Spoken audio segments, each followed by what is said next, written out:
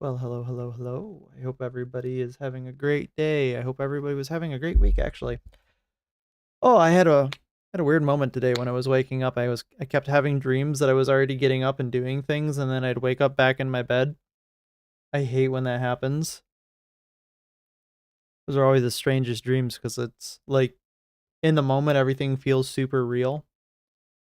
Pretty sure I had whatchamacallit, I'm pretty sure I had my dog like come and like attack my face a couple of times. Either that or I had a really vivid dream about it. Hello, how are you doing, Munstery? Hope everything's been going good for you and everybody else who's watching, honestly. Today we got a few interesting videos. Of course, we're going to be talking about the marathon situation because it's a bit of a situation. Not a big one, but a small one. But for Bungie, it's probably a huge situation. And we're going to be talking about something that's happened with Steam. As I hear they're getting sued again somewhere for like no reason. Yeah, Brendan Herrera, I've been following Brendan Herrera's like political campaigning for quite some time. I always thought that was very interesting, like to watch how things were going. So it looks like he won the election. So I'd like to hear it from the horse's mouth, as it said. I think it'd be pretty fun. And then at the very end, if we end up making it, I've been watching some Visual Venture stuff for quite some time, and I figured that would be fun one to watch because it's definitely been kind of a bit of an issue. Um, how AI is being, I guess, utilized to pacify the public in a way. I don't know. I've got some strong opinions on how relationships are formed nowadays, but then again, I could just be screaming in the wind, but we'll see how that goes. All right. Well, we're going to get right into this marathon thing, especially because Slay the Spire came out and kind of showed Bungie their ass. So let's see what's going on here. From Legendary Drops. I like Legendary Drops. He's pretty cool. All right. I think that'll probably... How does this keep happening? Make sure you tell me if the volume's screwed up, because to me, it sounds a little bit, but you don't agree with a couple of his policies, but you love his content. Well, I think that I probably could agree with that. I probably wouldn't agree with every single one of his political opinions, but I do love his content. And there are a couple of things that were very interesting about, not get sidetracked from this. There were a couple of very interesting things about how his political campaign was run in the opposition that he was essentially enduring in that race, which, obviously I would like to talk about it, but if he doesn't talk about it and give me a place to launch off from that, then I won't talk about it. I know it's kind of like weird tangent, but it is what it is. All right. Sorry about that. Let's get right into this Legendary Drops video. Okay. How does this keep happening? Here we are yet again with another indie game releasing in the same week on the same day as a highly anticipated AAA release. Right. Type of anticipation widely depends from person to person, and it comes out and it just absolutely crushes them. How does it happen? Because indie games are made with a lot more care and love and respect for the gaming community than AAA games. I'm calling it right now. Slay the Spire 2 has had 7 times the amount of players as Marathon. Yeah. Now, I'm not actually Slay the Spire. You know what? I got whatchamacallit. I got prepared for this, but I didn't pull up Slay the Spire 2. Boom, right here. Let's do it. Right now, there are 227,000 players in game with a recent peak of 571,000. That is just amazing. Like, this is huge success for them. How's Marathon doing? Not so good. Not so well. For Brendan Clear, yep. We'll talk about that more when we get to Brendan Herrera. Not to, I'm trying not to get sidetracked, but I would love to answer those questions. We'll watch that next. You know what? We'll watch that next so that we can talk about it. I'm going to sit here and try to tell you guys that I think that Marathon is some failure. Big crack. I think that the game did within expectations of most games. I don't think that that is the case. I think it did not within expectation of most games, in the sense that contextually, Marathon was expected to at least break 100,000 to 150,000 players on Steam. Problem is that Marathon isn't most games. It's one of Sony's biggest bets. It's coming from a studio that's behind some of the most prolific first-person shooters in the entire industry. It's got a ton of money and a ton of marketing behind it. Oh, a lot of marketing. True. And the real question is going to come down to whether or not this is enough for Sony. Remember, we watched a video not too long ago that said we needed to be exposed to like 100+ hours of gameplay in order to get people to play games. Whether or not this is the number that Sony was looking for. These two games have had a lot of people talking. This was not the numbers they were looking for. Marathon showing that this is the way, this game has totally failed. On the other end of that, you have people that are deflecting, trying to say that the two games are not comparable because, well, the problem is Marathon didn't totally fail, but it failed enough for them to not be able to make enough money back. Because if we just take the raw numbers of what people are projecting, like optimistically, the amount of purchases of this game are, not including refunds, is like 350,000 players. They spent $250 million in game, or on the game. If you multiply 350,000 by $40, which is what it costs. So I'm going to pull up my calculator here. 350,000 times 40. Oh, that's not. I hate calculators sometimes. 0.000 times 40 is only $14 million. I don't think $14 million comes anywhere near $250 million. And I don't think their lifetime is going to be able to recoup those losses, because that's a very large hill to recoup. I mean, like, that's not even a factor of 10. That's like at least a factor of 20. They're just not the same. And I've also seen a lot of people try to write off Slay the Spire 2's success as just another roguelike. What I think I haven't heard anybody doing that, but that's because really I feel like it's been mostly positive for Slay the Spire 2. Who is playing these two games? Why are they choosing one over the other? And what are they chasing? That's what we're going to find out today. Okay. The last couple of weeks, honestly, my predictions is Marathon is for a very small set of people who are very hardcore gamers, and Slay the Spire 2 literally is for anybody who wants to pick up a controller, whether it be the first time or the last time. Of months have been kind of insane for games. There's been plenty of drama that we'll be getting into, but man, gamers have been genuinely eating so good recently. We need to take the time to appreciate that. Sure. February had Neo 3, which ate up a lot of my personal time. Eugenics as well, from the creator of Binding of Isaac. Then we got Resident Evil Requiem, which I heard that was a good game too. So good. I just finished my second playthrough of that. I've never played a Resident Evil game. Stream of information coming out around Crimson Desert, and honestly, it looks like that. Yeah, a lot of people are really looking forward to Crimson Desert. And if it does, oh boy, that's going to be a problem. Now we have March, and Pokemon Pokopia launches, which is genuinely a good Pokemon game. PlayStation launches. Wow, imagine that. Seems to have found an audience that genuinely enjoys it. But the player numbers definitely leave a lot of questions on the table. Questions that get a lot louder when on the exact same day, it is entirely eclipsed by Slay the Spire 2.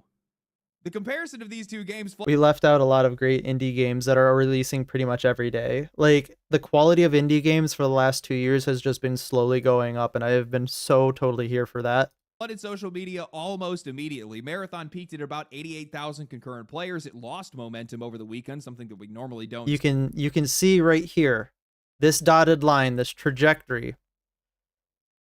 That is a studio's worst nightmare.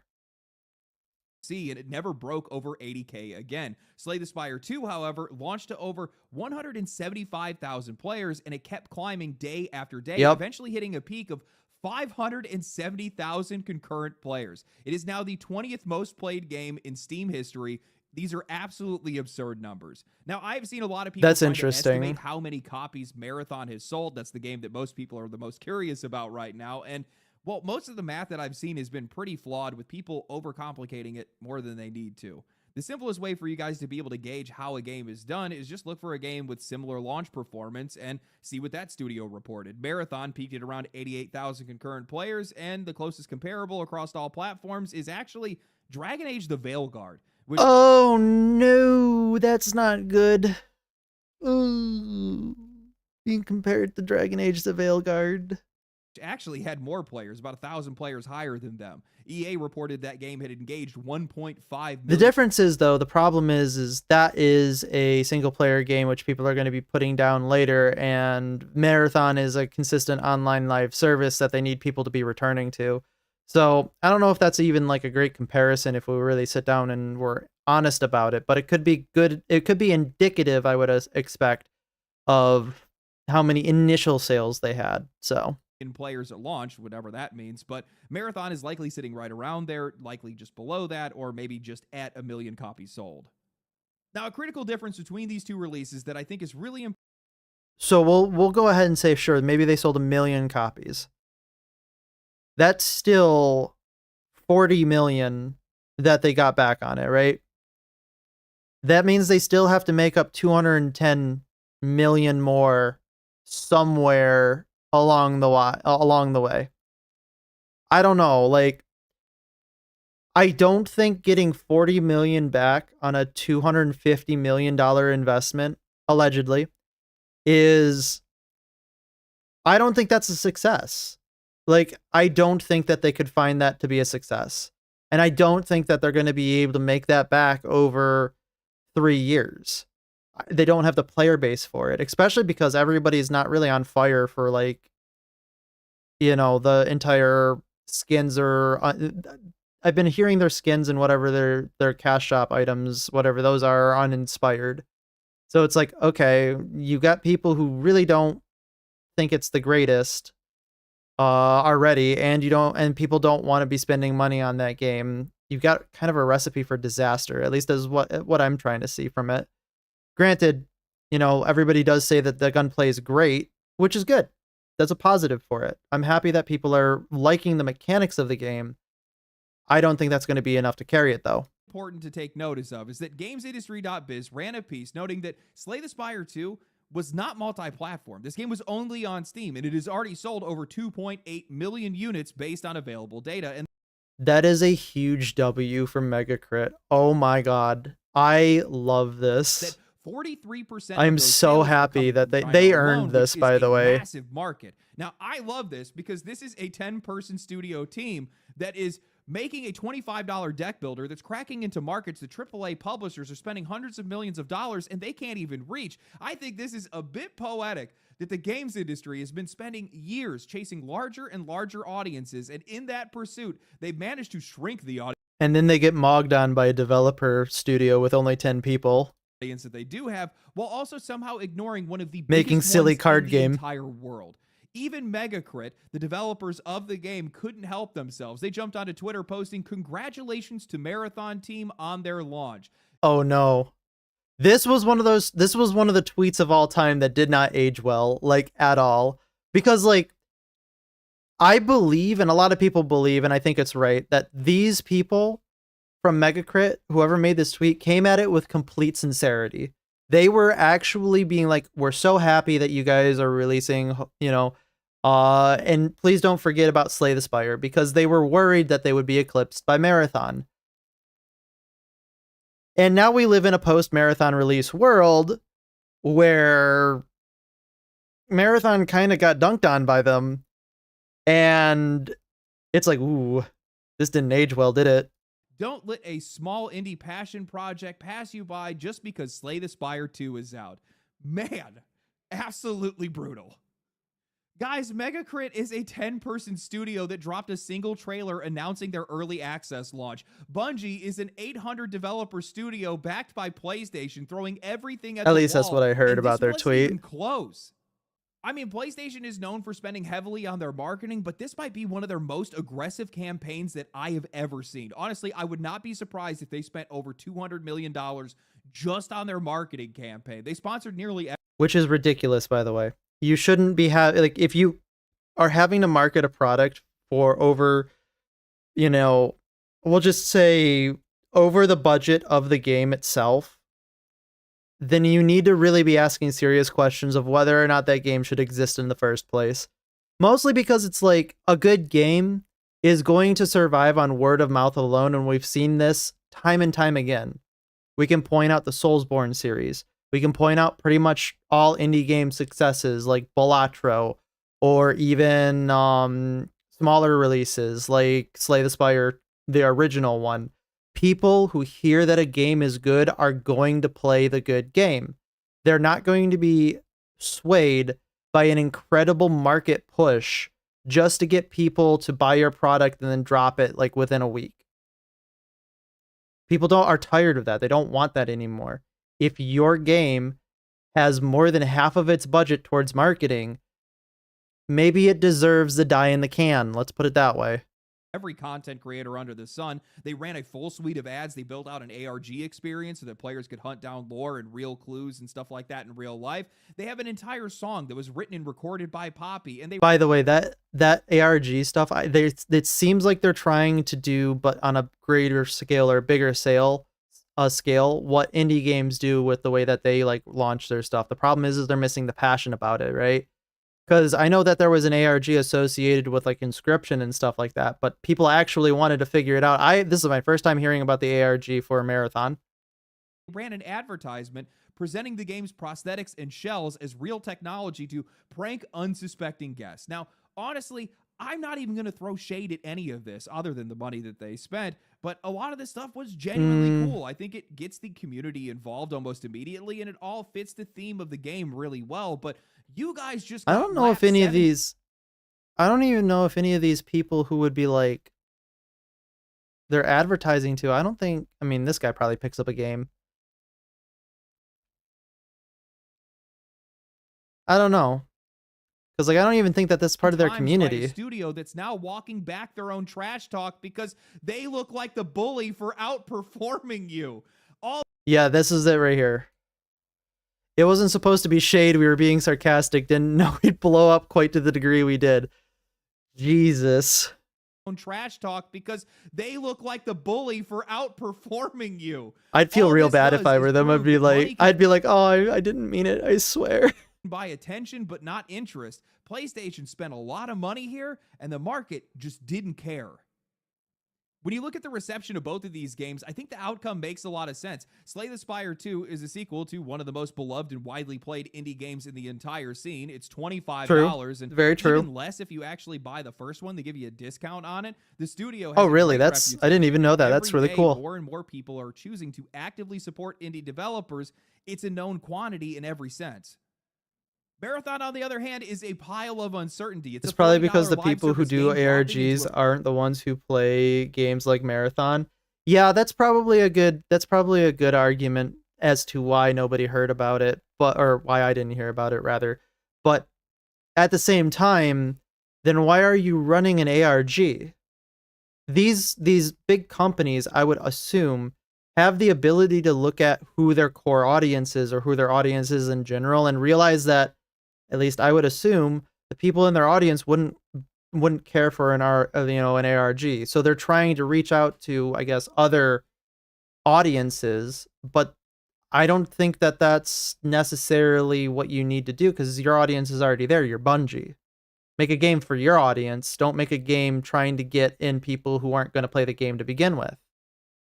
And I think that's probably a good, case study in the sense that they launched their demo, whatever it is, whatever they did, to like 140 plus thousand people, and it just kept going down and down and down and down and down.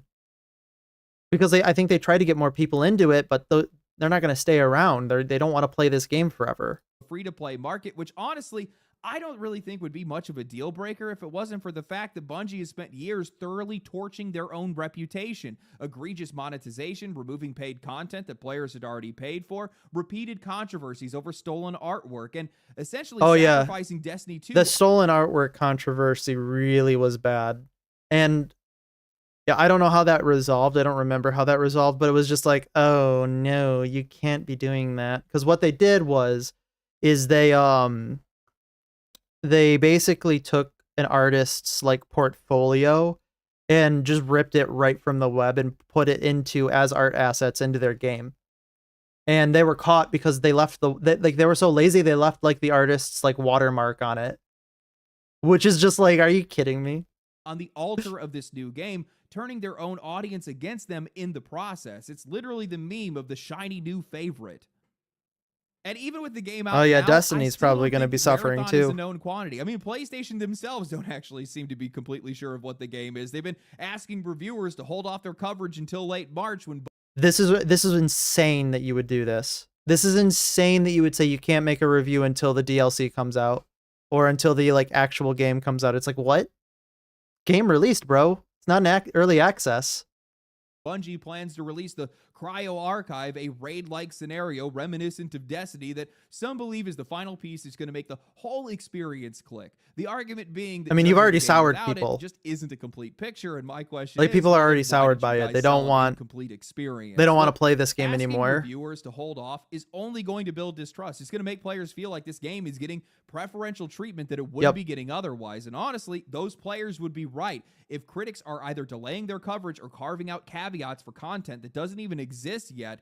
Well, one, that's unfair, and two, that is useless to anybody that is trying to decide whether or not to buy the game right now. And even if the Cryo Archive is that genuinely transformative, all you're really doing is telling players, And then why that it's didn't it going to release get with it? better later. Content that a new or casual player is unlikely to see for a long time, if ever, especially given how much more demanding Marathon is and how much more competitive Marathon is compared to something like Arc Raiders. What players need to know right now is what the game feels like on a day 1 or day 2 basis, not what this game is going to feel like a month from now. Well, every single say. My question is if this is going to pull the entire game together and make it a, a complete package, so to speak, then why didn't it release with that? Like, it's wild, absolutely wild that you are coming out here saying that the game's going to get better when we release our first content patch. Don't judge it right now. Okay, then why didn't your first release of the game come with that content? Because people are already going to sour on wanting to buy this, wanting to purchase this game, and wanting to play it just based on how you release alone. Like, that's the reason why I didn't play Destiny. I refuse to play Destiny because of the way that it released, and I refuse to interact with the franchise, period, because of the way that it released how it did. I remember there was a huge controversy about it. I have to go back and figure out why I didn't want to play it, but I have already made my decision and predetermination. I'm not touching a Destiny game because I disagree with the way that they released it because of how predatory it was. So if the server test wasn't the full game release, I can understand asking people to hold off on reviews until main release, but asking to wait for additional content is wild. Exactly. And this isn't even the server test. This is the game's out. This is now the full release. It released half a week ago. Starts with the first day, and every single return happens in just a couple hours. What are we doing? What I think everybody is missing in this conversation is that players do not need a complete picture. All they need is a snapshot, and most people have already made up their minds on this game before it even came out. I think that's exactly what the numbers are telling you right now. Marathon's audience didn't grow over the week. And no amount of marketing is going to fix that. Again, the only way that that's the only way that that's going to be fixed is if people who are playing the game make good content and good things surrounding the game to show people it's actually fun. If you don't have that, no marketing ever is going to help you make the game a success. Because people are not going to trust you. People already don't trust you, actually. And the only people that they trust are their trusted content creators to tell them, yes, I'm having fun with this game and I'd like to see you play it too. That's all that matters at the end of the day. Now, for multiplayer games, you need players telling them to play it. Exactly. And then stabilized. The people that were on the fence gave the game a shot and didn't come back. The people who are playing it right now are the ones that were always going to be playing it. I took the headphones off. It's hot as hell in here, so hopefully this still sounds good. It is warming up. Contrary to popular belief, I actually do not think that Marathon is a failed game, nor do I think that it's necessarily an objectively bad game. Sure. If you want to take that line of argumentation, I can kind of agree with it based on how I think you're making your argument. It's not a failure because obviously people are playing it. But within the context of what it is and what it represents, it's a total failure. Because they failed to bring in more than 100,000 concurrent players, which I believe is a very good like benchmark for Sony live service games, especially ones that they are putting a huge studio and heavy monetary investment in. And there is a large mixed reception for the game already, or even before it released, which already kind of shows that people were soured on it to begin with. Coupled all of that together, I don't think Sony in any good faith can be looking at this game and saying, yes, it's a success. And honestly, I also think that it has dodged out on being Concord 3. Kind of. Yeah, okay, with an asterisk. This depends on whether or not PlayStation sees this level of success and says, yes, this is acceptable. This is what we were looking for. They have to see the numbers and say that it's worthy of their investment, their initial investment, and also their future investment. And as we have learned, 250 million, by the way. Many times by now, these companies are not necessarily fair when it comes to the expectations that they put onto these games. Sure. And with that, I don't think that Sony in any good conscience is going to be looking at this going, yes, this is a success. I think that, and I'm not sure if they're going to shut down the servers because there's people playing the game, but they might not reinvest heavily in this game. So they might just kill it by not giving it any money. And if it has to subsist off of market share, or sorry, in-game sales, I don't know how well they're going to be able to do that. They're probably going to have a lot of layoffs. They're probably going to have to downsize a lot. Content's going to probably be sparse for the game after their initial push, which is an unfortunate reality in which we live. And this isn't even just talking about the right now. We're also talking about when this game starts to lose players, when this game starts to cool down a little bit, when the content creators walk away from It'll it be for a interesting while, to not see what it's like sponsored in a anymore, month. when there's a content lull. And I saw Shroud talking about it, and he had said, oh, well, they put too much money into it. PlayStation wouldn't abandon it even if it had 3 players. Brother, didn't you have a game that also failed? I mean, again, I think he probably has a Shroud, as I'm saying, has a probably good. He probably has a good window, I would think, into a little bit more of what's happening because he's, part of the scene. He knows more about like these types of games than I do. But I definitely think that it's short-sighted to think that if this game flops in a way that Sony doesn't, or Sony higher ups and Sony marketing doesn't like, I think that they probably will kill it by defunding it. That's just my opinion, though. Come on, guy. I think that this game has found its core audience, and I think that audience is sticking with it. Yes, I think they found the core audience, and which I think that they found their core audience. However, I think that it's starting to trend downwards, and I think their core audience is starting to become a little bit more niche. Let's put it that way. After, the initial honeymoon phase of the game dies down, which is the first weekend in which it released, we'll have to see where we're at in about a month. But I think it's going to probably go down to maybe 30,000 players. That's probably maybe 40 on a good day.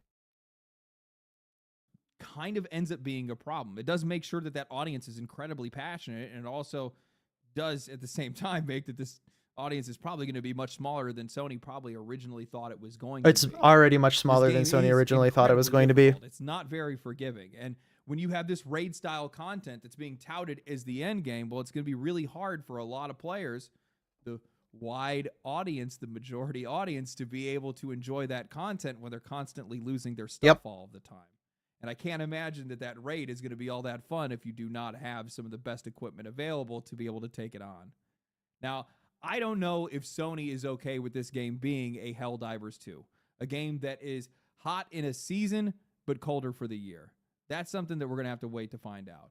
Genuinely, well, I'm not. You know what? we can do a small comparison. What is Helldivers 2 sitting at right now?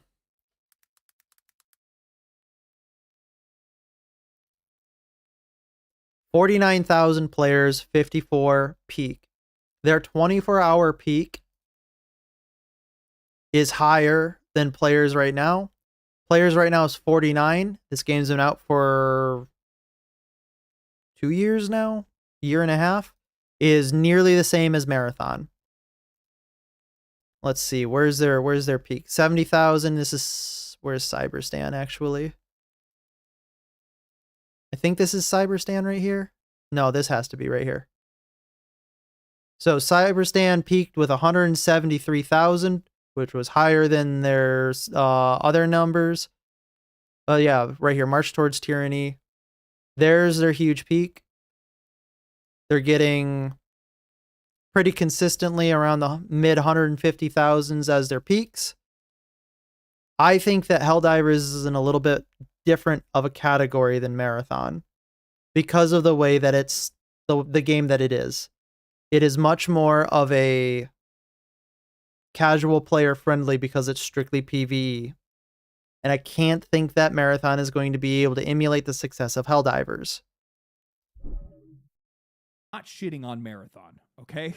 Like, good Lord, the amount of people for like the last week that I have had that have been flowing into both my DMs. Well, yeah, people are mad. Comments on Twitter and in my videos that have been trying to call me out thinking that I'm trying to attack their game. Look. Well, like I said, people are mad. People are mad, and whether or not you think that they are right or wrong, justified or not justified at taking shots at Marathon, everybody has to take a step back and at least admit that a lot of the problems of the games industry can be, at least in some way, embodied by what Marathon represents. Overbloated budget, overbloated marketing, bad company and corporate decisions that people don't agree with, and a whole list of other things that aren't really coming to mind right now, but people are pegging that on this game.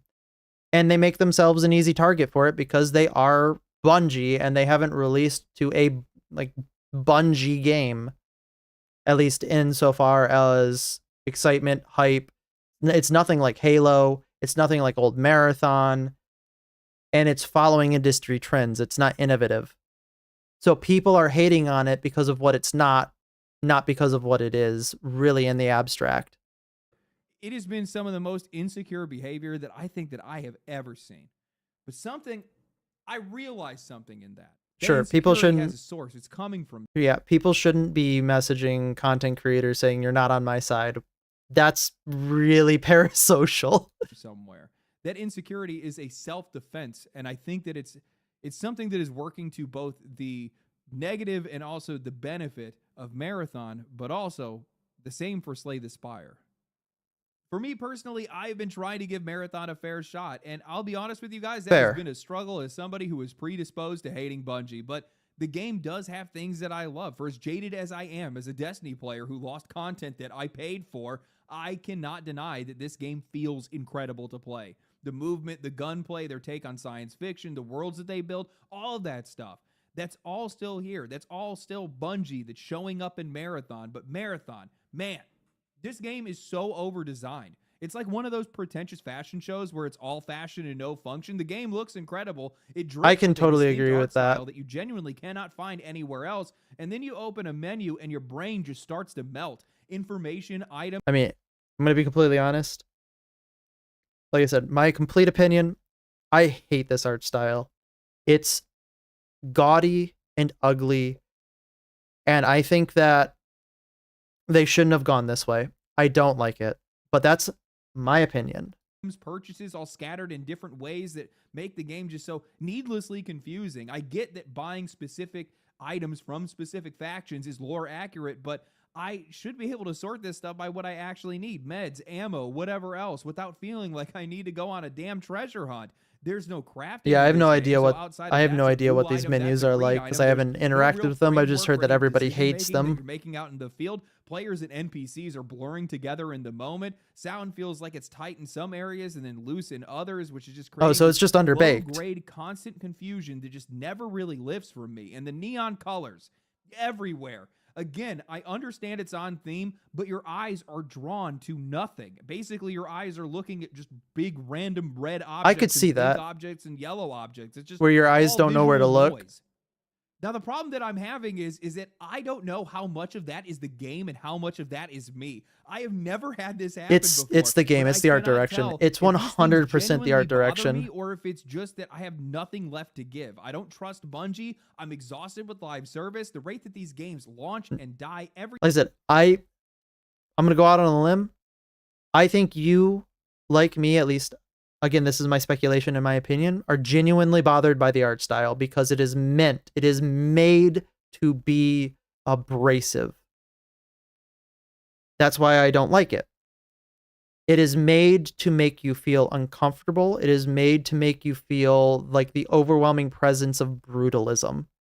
I hate it so much because it is so indicative of the way in which our society is, the trajectory of our society is going. Again, not to psychoanalyze that because that's a whole nother can of worms I don't want to get into. But it is made to be terrible. And I hate it. single year has me just completely tuned out of the whole thing. Then I sat down with Slay the Spire 2, and yes, I know that these games are entirely different, but the feeling is not different. And then I played 3 hours of Slay the Spire 2, and it felt like 30 minutes.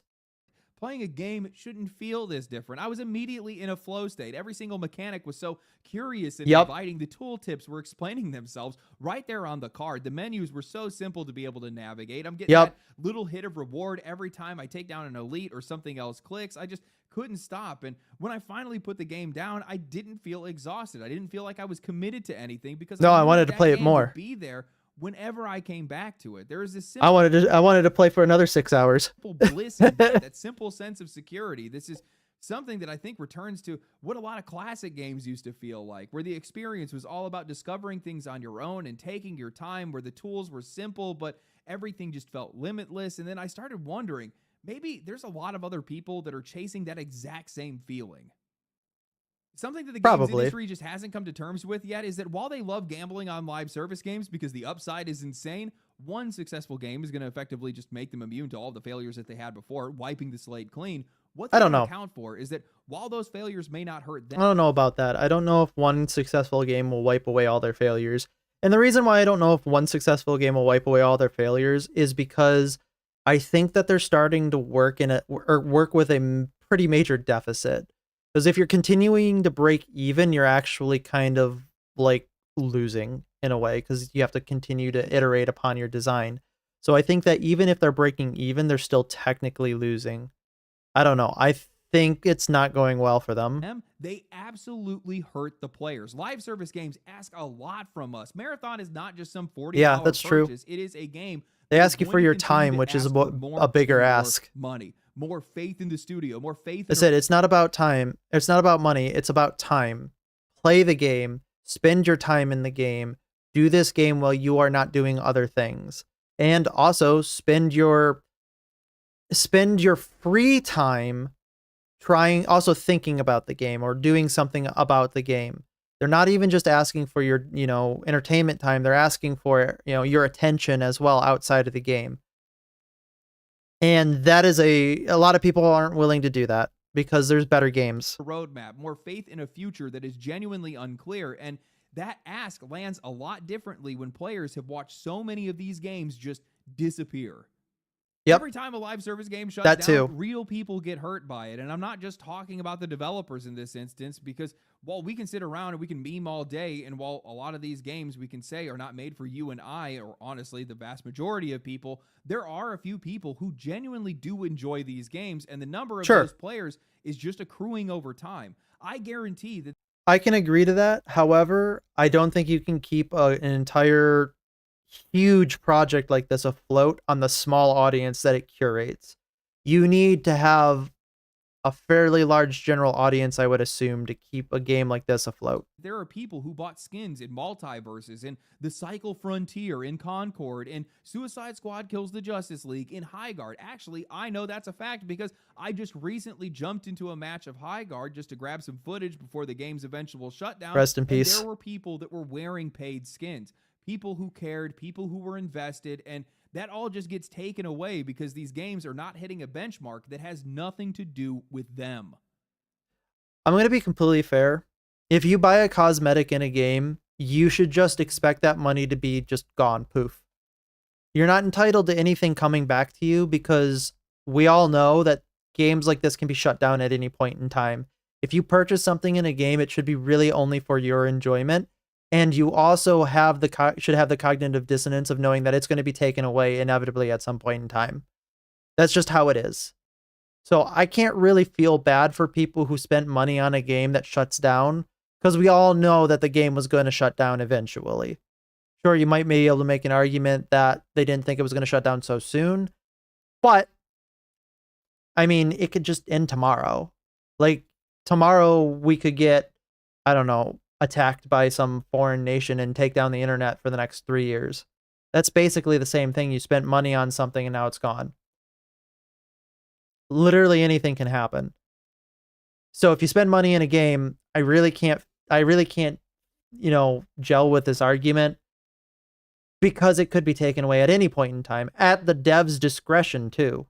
What that's done over time is it split the audience in two. You have people who will go nowhere near a game like Marathon because they don't know what it is, they don't know what it will become, and they don't want to find out the hard way. And then you have people who are genuinely enjoying it, and they're terrified that it's going to suffer the same fate as a lot of these other games. So they go out there, they start defending it like crazy from any and all criticism. It likely will. Just to try to keep it alive. That's how you end up with these wild swings where you have these devout players that are preaching the word on one side and everybody else that's skeptical on the other. It's also how you end up with a launch that genuinely you can't really call a success or failure. It's just kind of sitting in limbo, which is exactly where Marathon is sitting right now. Yeah, it's kind of on a knife's edge. You have Slay the Spire 2, which isn't asking you for anything beyond the $25 that you had already spent on it like any other single-player game. These developers have already come out publicly stating that they are microtransaction haters, a stark contrast to basically everybody else in the industry. They have a positive reputation. They have no barrier to entry. I'm pretty sure you can run this game on a potato. So, of course, this game got 7 times the players. I posted on Twitter celebrating the launch of the game, and I saw somebody had responded,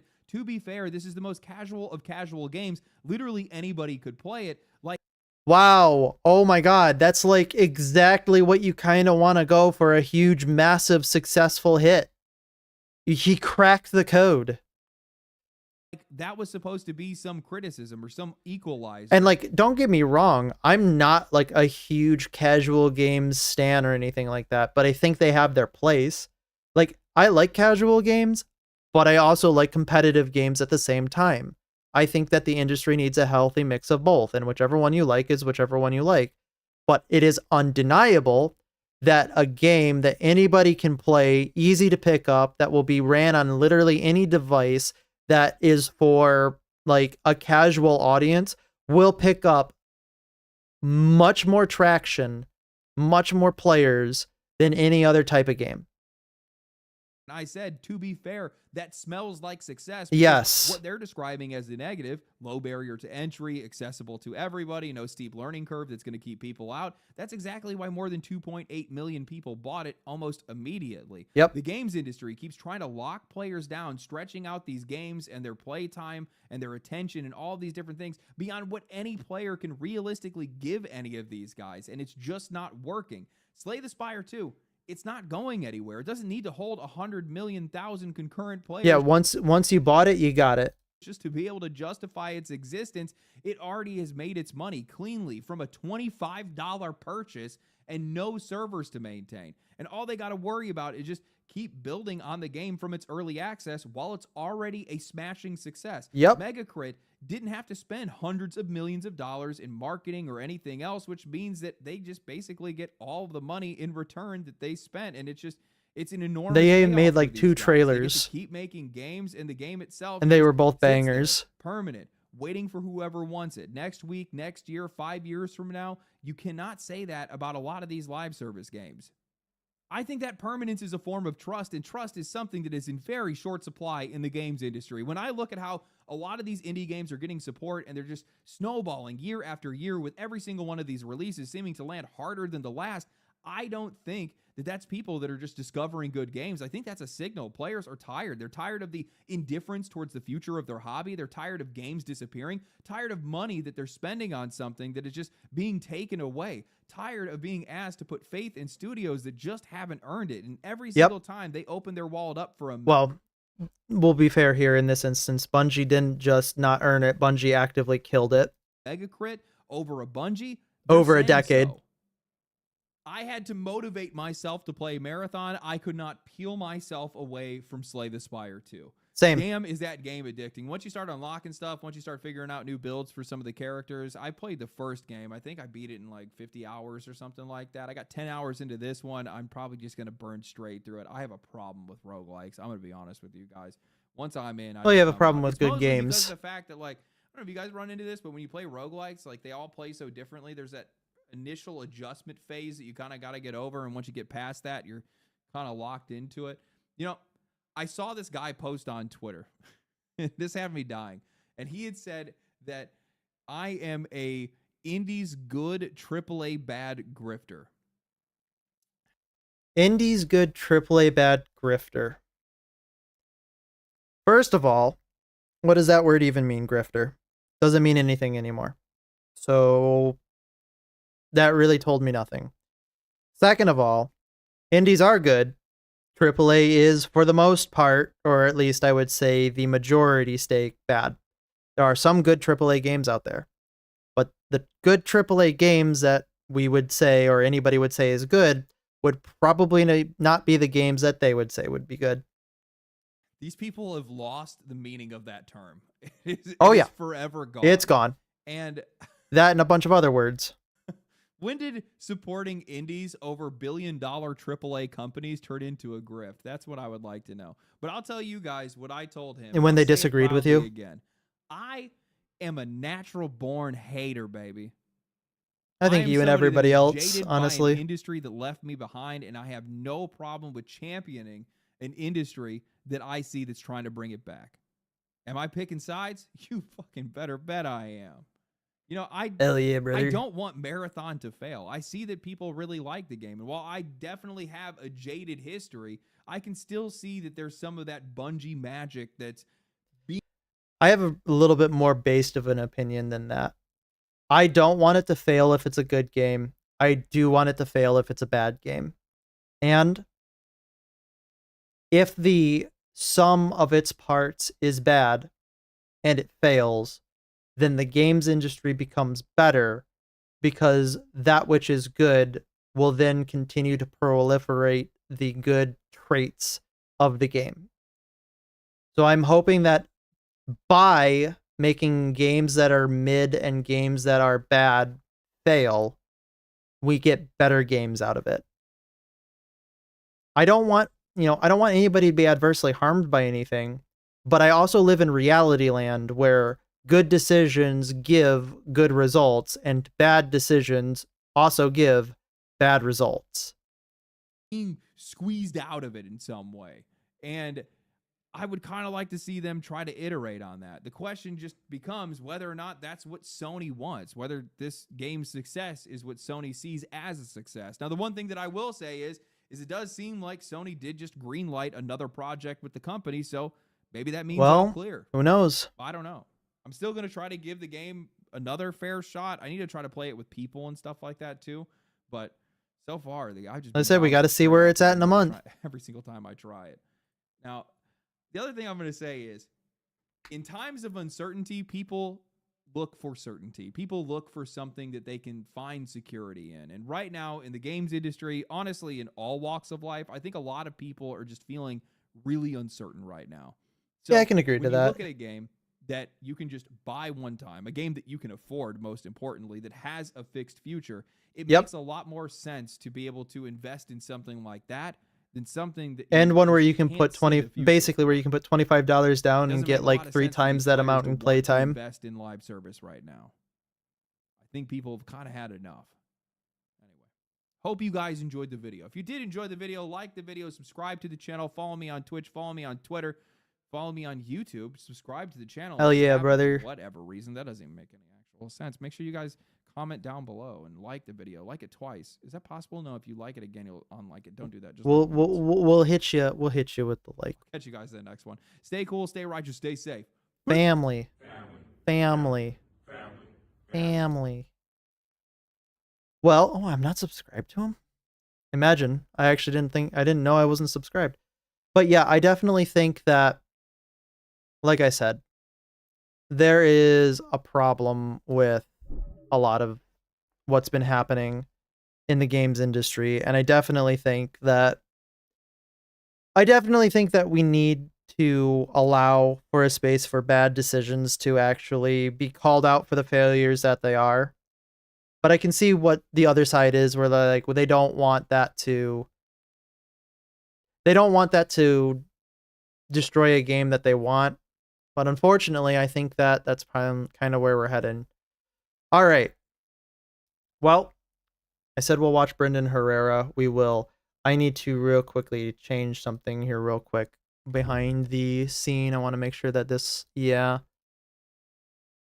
Boom. All right, there we go. Sorry about that. So, Brendan Herrera.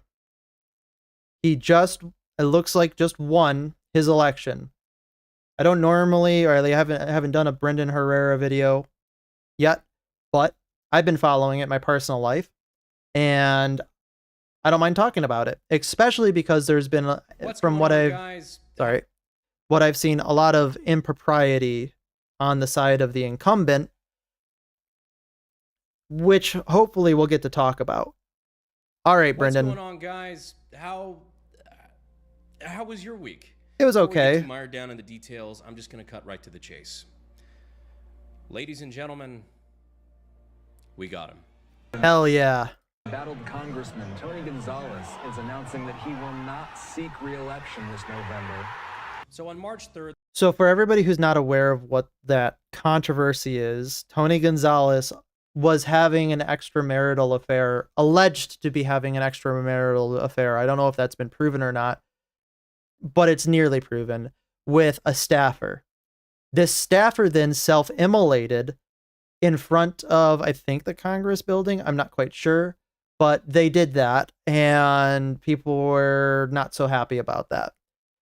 Whether or not he had any part in that, who knows? That's up for the Justice Department to figure it out, but it definitely was strange. So after that controversy didn't blow over and people weren't willing to let that go, he decided to step down, and oops, my bad. And Brendan went into a runoff election because he stepped down. The state of Texas held its primary election, where I took Tony Gonzalez to what was essentially a rematch. A rematch of the last election where he narrowly defeated me in a runoff by 400 votes. Very narrowly. Time, though, we beat him. Neither one of us got over 50% of the vote, though, so this was destined to go into a runoff election like it did last time. Oh, he was already winning. That's awesome. But I do want to point out that our performance in the first stage, the first primary, our performance was almost double of what it was last time. But again, wow. None of that really matters if nobody achieves over 50%, because if nobody gets over 50, then the person that came in first and second place then go into a runoff election. Gonzalez was forced into a May runoff against Brendan Herrera. Or at least, that's what was going to happen. Because 2 days after the election, faced with mounting criticisms as well as having to face his first ever defeat in his political career, Tony posted this. Well, it makes sense. He was in like an incredibly R+, like, I think it's like an R+10 or something like that district. It is what it is. Mostly when you run candidates in those districts, it's generally like they're gonna get the votes anyway. So if you want to just be an undefeated congressman or an undefeated like state politician, you just run where you're associated with your party, because generally that doesn't change unless something incredibly bad happens. Also, in addendum to that, Tony Gonzalez was smearing Brendan Herrera quite horribly. He was using, obviously, the not so happy people from 1940s word to smear him, calling him that, all because of a YouTube skit that he did, especially showcasing a German gun, and a bunch of other very wildly outlandish claims that could be debunked by literally 5 seconds of talking to Brendan. Unfortunately, that stuff works, and I'm glad that that rhetoric didn't win again. declaring that he was dropping out of the race. Yep. We have late breaking news just into the KSAT newsroom. We have just learned that Congressman Tony Gonzalez will not seek re-election. He is dropping out of the runoff race. So, we did it, boys. Tony's career is coming to a close, and I am now the GOP nominee for Texas District 23. And I know a lot of people probably disagree and agree with some or all of his points or what have you, but I think that this is a net positive gain for our politics in the sense that I think he's very popular as a candidate. I think he actually isn't part of the apparatus that is the political machine, which is very important because, in my opinion, Congress people and people who run the government shouldn't be career politicians. They should be just like regular citizens that, like you and I, that have beliefs and are willing to stand by their beliefs in order to represent the area in which they live. Also, in addition to that, I agree very heavily with his abolish the ATF stance. I think that if you want to have a Bureau of Alcohol and Tobacco, that's fine. But incorporating firearms in that is a little bit of a stretch to me because they don't seem nearly enough similar. You would probably need a separate entity itself to deal with firearms. I also agree with him that some of the firearm regulations, which are being brought by the ATF, are not enforceable law in the sense that they weren't voted on by the Congress. I think that regulations coming down from a bureaucratic entity shouldn't be law. We as the public should be able to vote on them. And that's my biggest problem with the ATF. They're regulating from bureaucracy rather than regulating from duly elected law. Thirdly, I think that we need to reopen up a lot of gun reform debates because of the way that it's been muddled by this bureaucratic entity that's imposed what I would consider to be questionably legal, but effective policy onto the public. Sure. I would love also to have an open and honest debate about guns where people aren't using incorrect terminology to refer to guns and have a wider education about them throughout our country, because I think a lot of people like to think they know what they're talking about when they're talking about guns, but know actually and effectively nothing. They're arguing from a state of talking points rather than arguing from a state of understanding of what these things are. And I hope that we can get that. If we get literally 10% of what I expressed as I think positive changes will be, then it will have been a net win. Now, there's probably a lot of missing context here, and of course, we still have the fight against the Democrats in November, so we can't get complacent now. But I did want to make... To be fair, you're an R+10 district. There's a good chance that it won't be much of a fight, but I really, really am glad that you're going to be taking this as a legitimate, fight. This video for you, my audience, who has been here for me through thick and thin. So with that, let's do a quick recap. Oh boy. Back in 2023, at the Young Americans for Liberty convention, I announced that I was taking a major step, that I was throwing my hat into the ring to run against my congressman, Tony Gonzalez. This is actually incredible. He's putting his money where his mouth is. Not a lot of people nowadays will do that. So this is already now my problem showing of his character in a way that words cannot. What Tony started when I learned that as a Republican, he was voting for Democrat-led gun control. But I quickly learned of his other votes against securing the border, against the Constitution, and how many millions of dollars he was taking from special interests. I don't think there should be a right UK moment, but if they are in the care of the US, then education needs to be better than it is. Oh, you don't think that guns should be a right?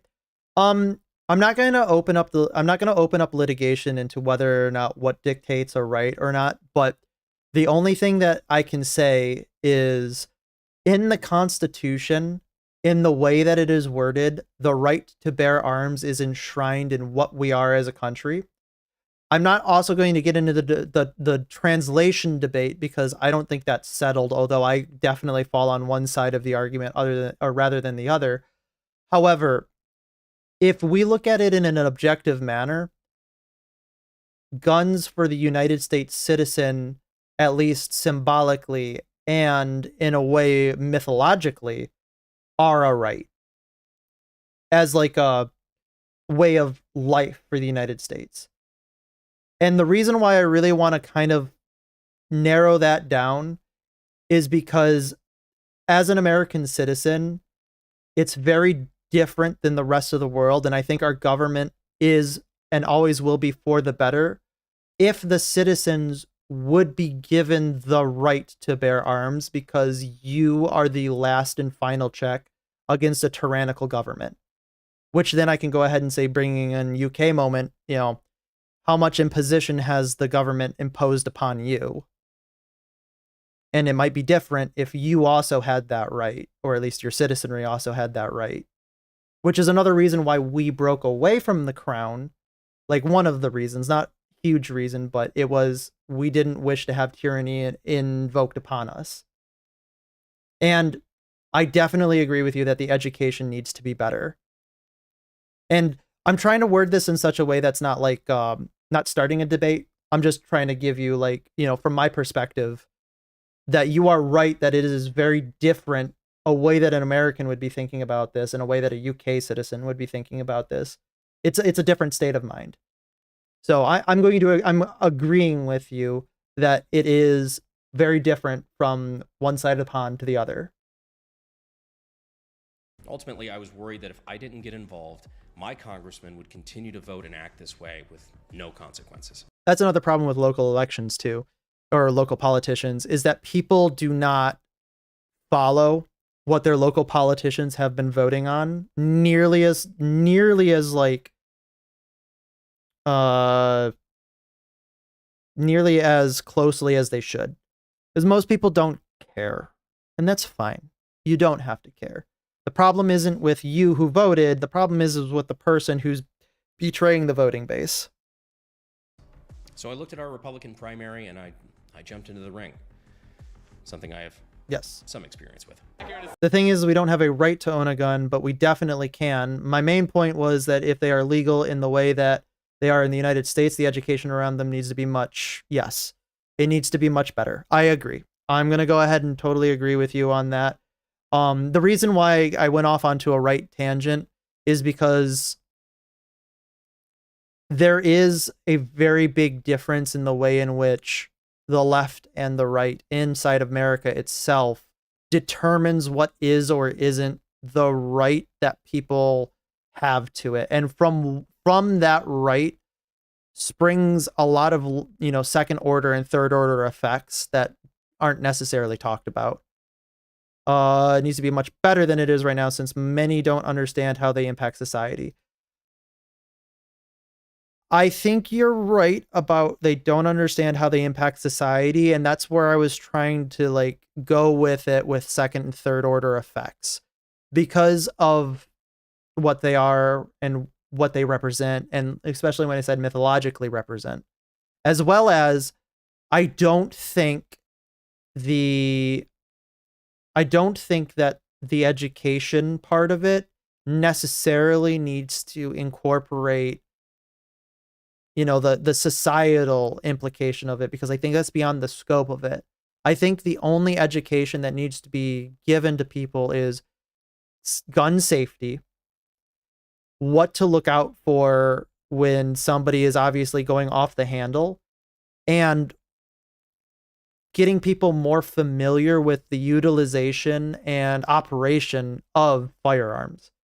Because I think a lot of people are afraid of them right now, when, you know, older generations viewed them as for what they were. They were a tool. And they still are a tool. You know, sometimes you use that tool for enjoyment, like at ranges. Sometimes you use that tool to protect your property from, you know, wild boar, like in Montana. They have to cull boar, you know, and the only really way to do it, I mean, they're not going to go out there with a machete. And I think that especially in rural blue districts, there needs to be gun education, because nobody knows anything about them because they don't need them for their daily lives. And that's okay if you want to live that way, but you should at least know what a gun is and what it does. Oh, nice kick. Boom. I had no political experience, no grassroots team, at least in the beginning. We had to earn every single vote across the district. Which is Even good. back then, we did. I love seeing this, by the way. Let's go back. Hang We on. had to earn every This. I love single seeing vote this. across- These guys, they're probably, half of these people probably don't even know what a YouTube is. This right here is the type of politician that I want to see. Yeah, this is obviously probably a photo shoot, right? This is obviously like there probably was a small minor event and this is probably staged for a photo shoot, but I trust Brendan Herrera to have gone to places and talked about his positions to the regular lay public who has no clue about literally anything. I want to see more politicians doing this instead of just like, just news conferences and that's it. I want to be able to know who my politician is, and I want to be informed of events that are happening. The district. And even back then, we did succeed in our goal of dragging Tony below 50%, which put me in a one-on-one race against him. In Yes. this primary, they spent millions of dollars slandering me as a neo-Nazi. That's coming back. A veteran hater, literally anything they could do to defame my character, instead of doing the one It is crazy that they defamed him as a veteran hater. thing that I wanted to do, which is talk about the issues. And despite being outspent, something like 10 Honestly, I don't think the crowd would be staged. He's the kind of person who would speak at a local bar. That's what I'm saying. I don't believe that it was staged because of who I think Brendan Herrera is, given the overwhelming amount of evidence to show who he is as a person. But I'm also willing to say that that event might have been staged. I don't know. I wasn't there. In the event that it was staged, I don't think that that is indicative of who he is as a person. So giving him the greatest possible argument is if that event was staged, but he also does these events without them being staged, because that is almost and nearly impossible to fight against. Because then you get the people who want it to be staged, who are going to argue that it's staged, also cannot argue with the fact that he would have also done this without it being staged. And we all know politicians stage a lot of things, and if he's going to be running, I'm going to treat him like a politician. If he staged it, it doesn't matter. Because he does these events regardless of whether or not it is or isn't staged. I think that's a very fair and balanced take. At least that's my opinion. Whether or not it was, it doesn't matter. Because he does this. That's who he is. That's what he does in general. And we have more than enough evidence to show that he's done a bunch of these events without, pictures or being staged. 10-1 against one of the best funded, best entrenched Republican incumbents in the entire state of Texas. We only lost by a heartbreaking 407 votes. Which And is as a much as it sucks to heartbreaking lose, amount of votes. I was happy going back to my day job, running my businesses, making shitty videos for Even though he lost by 400 votes, he actually won. Just purely on its face, that was a big W for him. you all. I was living the dream. But because Tony continued to fail the district, because he continued to take that shady money, because he continued to refuse to take accountability, amongst a few other things that we'll get to here in a second, I decided to put my dream life aside momentarily again to run against him. Well, And now to he's win in the Thunderdome. once and for all. So last year at the Gun Owners of America Goals Convention, I announced that I was jumping back in for a rematch. I'm here to announce that I am running for Congress in District 23 Boom. to finish what I started. The comparison that I made that, aged like fine wine, was to Rocky 2. Because in Rocky 1, Rocky doesn't actually win against Apollo Creed. It was their rematch in Rocky 2 when the rough around the edges kid off the street finally beats the current champ. And since that day in August, we have been all over the district, talking to voters, doing debates, doing all the things that Tony Gonzalez Huge. failed to do. This is where you come in the picture. You guys were amazing through all this. You really were. You guys were incredibly supportive when I had to take a little bit of time off from time to time between videos to, handle campaign stuff. We did multiple giveaways for guns, for trips to range days, and basically you guys helped us fundraise and Honestly, giving out trips to range days was a huge W. push through the millions of dollars that the big guns of the establishment threw at us. all while not taking money from the huge DC special interests, the big super PACs, none of that. It was just you and I.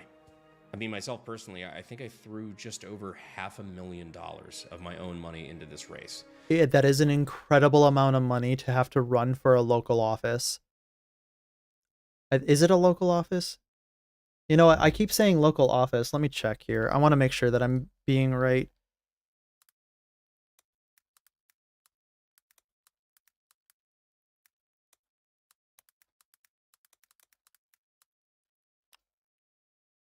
Because I don't know if it is... Oh my gosh, please.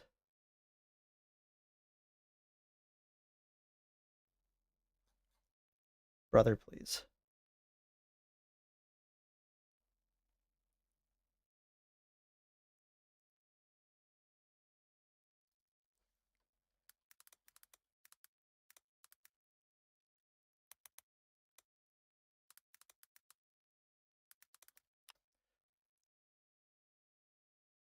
Oh, it was a representative for the Texas 23 Congressional District. So he's running for federal office, not local office. I've been wrong all this time. That's huge, though. That's good. Be honest with you, really painful to do. I did not just have that laying around, but I thought it was really important to show you that I was willing to put my money where my mouth is. Absolutely. After all, how can I ask? By the way, federal office is big. That's... Good luck. Good luck, Brendan. Good luck. To help me if I'm not willing to make sacrifices of my own and pull my own weight. So while it was painful, it was enough. Point still stands. Most people still don't check what their federal representatives are voting for either, especially the House of Representatives. But, speaking of recovering from that, big thanks to PDS Debt for sponsoring this video. It's now clear more than ever that 2026. It actually really irks me that there's not enough, like, the same system. I wish that representatives and congressmen were required to print and distribute their voting records and send it out to the constituents in their base so that they're informed of what their decisions were doing. And there's no minimum credit score required. They're here to help you save. If he wins, there's probably going to be a hiatus of content. I don't know. They're A+ rated on the Better Business Bureau, and they have thousands of 5-star reviews. Why? Well, as I just said, PDS Debt has helped. I don't know about that. It really depends on, it's still pretty new. I guess, his workload for what happens in the House of Representatives. But the House of Representatives doesn't meet a lot of time. At pdsdebt.com/bh. That's pdsdebt.com/bh. pdsdebt.com/. Because like there's a lot of shitty things that are happening. Sorry, Brendan, I have to pause you for a second. So they meet on Tuesdays, Wednesdays, and Thursdays. The House often takes months-long breaks in August. Each Congress is a 2-year term. We know that.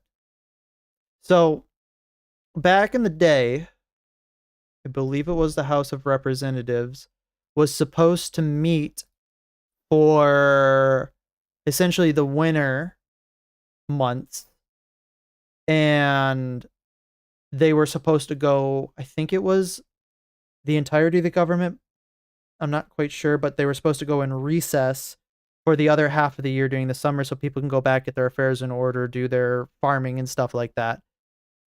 However, and that was when recess appointments used to be a thing because, you know, obviously people could die and the Supreme Court would need an appointment by the president who would appoint them during recess.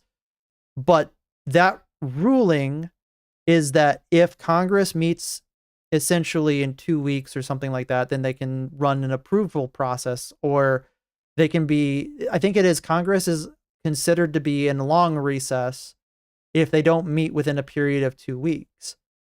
However, we don't do that anymore because we don't allow the president to make a recess appointment because they schedule themselves, do not allow the president to have that power anymore, even though it is an enumerated power within the Constitution. So there's a lot of chicanery that it's been going on about when they meet, how often they meet. There's a lot of times that the House of Representatives meets and they say, all right, we're going to take a roll call.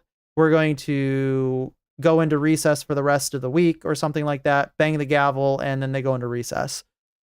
and nobody's there to say, I would like to have a roll call of everybody who's here, because if there's more than half of the representatives that aren't there, they have to go into recess. They're forced to go into recess. So they don't do that anymore. They will just go in, say that we're here, now we're stopping for the day, and we're going into recess. And it's usually like one guy who does it. Which, in my opinion, I absolutely despise that they're allowed to do that. And the problem is they're not necessarily going to fix it because it's their job to fix it. So the answer to that question is a little muddy. I don't think he won't have enough time to occasionally make regular content just because of everything. If he were a real Chad, he would go to one of these recess things where they just bang the gavel and say, well, you don't have to come in, and say, I require a roll call. Because then you will have actually disrupted the system. If he does that, I will be net positive across the board, Brendan Herrera for president. PDS for sponsoring the video. We'd also like to thank the Sonoran Desert Institute for continuing to sponsor the channel. If you've ever wanted to get your start in gunsmithing or weapons technology, consider giving them a look down using the links in the description and in the pinned comment, sdi.edu. We appreciate them for supporting the channel. Back to the video. Hell yeah. As of the beginning of the year, things were already looking pretty good for us. The grassroots enthusiasm was there. I mean, every event that we were doing either had as many people as last time, or several of them had I'm sure there were a lot times the amount of more. people. Oh yeah. People were showing up, hearing our message, and were excited to figure out how they could get involved in helping make this district a better place. We were in a good position to take Tony head on. At the very least, it was going to another runoff, but we knew we were going to outperform the way we did last time. Oh yeah. Even the polling that we had at the time had us up by a couple of points, which is a really big deal against an incumbent. But then the bombshell. It's really hard to fight an incumbent in office, like really hard, After months of rumors and speculation, because they have the funding. it had come to light that Tony Gonzalez was having an affair with a staffer, or more accurately, a regional director working for him. Former staffers had come forward with testimony saying that Tony Gonzalez, a married father of 6, had pressured a subordinate, a married subordinate, into a sexual relationship. One that led to I'm going to be completely honest. I don't think this would have been half as bad if he wasn't cheating with somebody who was already married. I think he was just cheating with somebody who wasn't married. Yeah, people probably wouldn't have liked it, but I think initially it was the two married people were having an affair together. I don't know. A lot of politicians have affairs, and I see their careers are generally okay afterwards, so I think that was probably the one thing that most people didn't like. the wrecking of her home and eventually Yeah. to her suicide via self-immolation.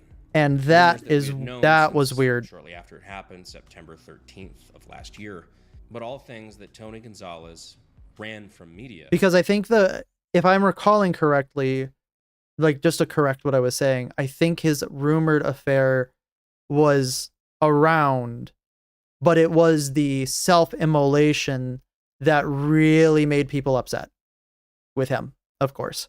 And that's what blew it out, because I think he had rumors of having an affair earlier, but I'm not sure. I could be very wrong about that, and it could be another person that I'm thinking about, but I think people knew about, or at least suspected he was having an affair. Is there any response you have to that? We're Nope. Fort Sam unit at the ceremony. Please have some respect. I understand, but veterans fought for my right to ask you questions. Hey, how are you doing? And then things Tony later lied about and denied. Gonzalez addressed her death. Lying's and also reports huge. that That's they were bad. Having an affair. The rumors are completely untruthful. I also say it's like, I don't know exactly what happened. From talking to his prior staffers, these were rumors that I knew were true for months. Now, I'll be perfectly honest with you. I knew about Tony Gonzalez having multiple affairs since last cycle in 2024. Yep. I never attacked him on those because I thought it was important to attack only on the issues. Good. That is a very stand-up thing to do. However, unfortunately, that's not how politics is done anymore. I want to go back to a time where we only talk about policy. I honestly don't think that somebody who is just an absolute scumbag should be not allowed to run for office if their policy is like on point. I am a much bigger policy over person type of person. I know a lot of people can't get over the type of person.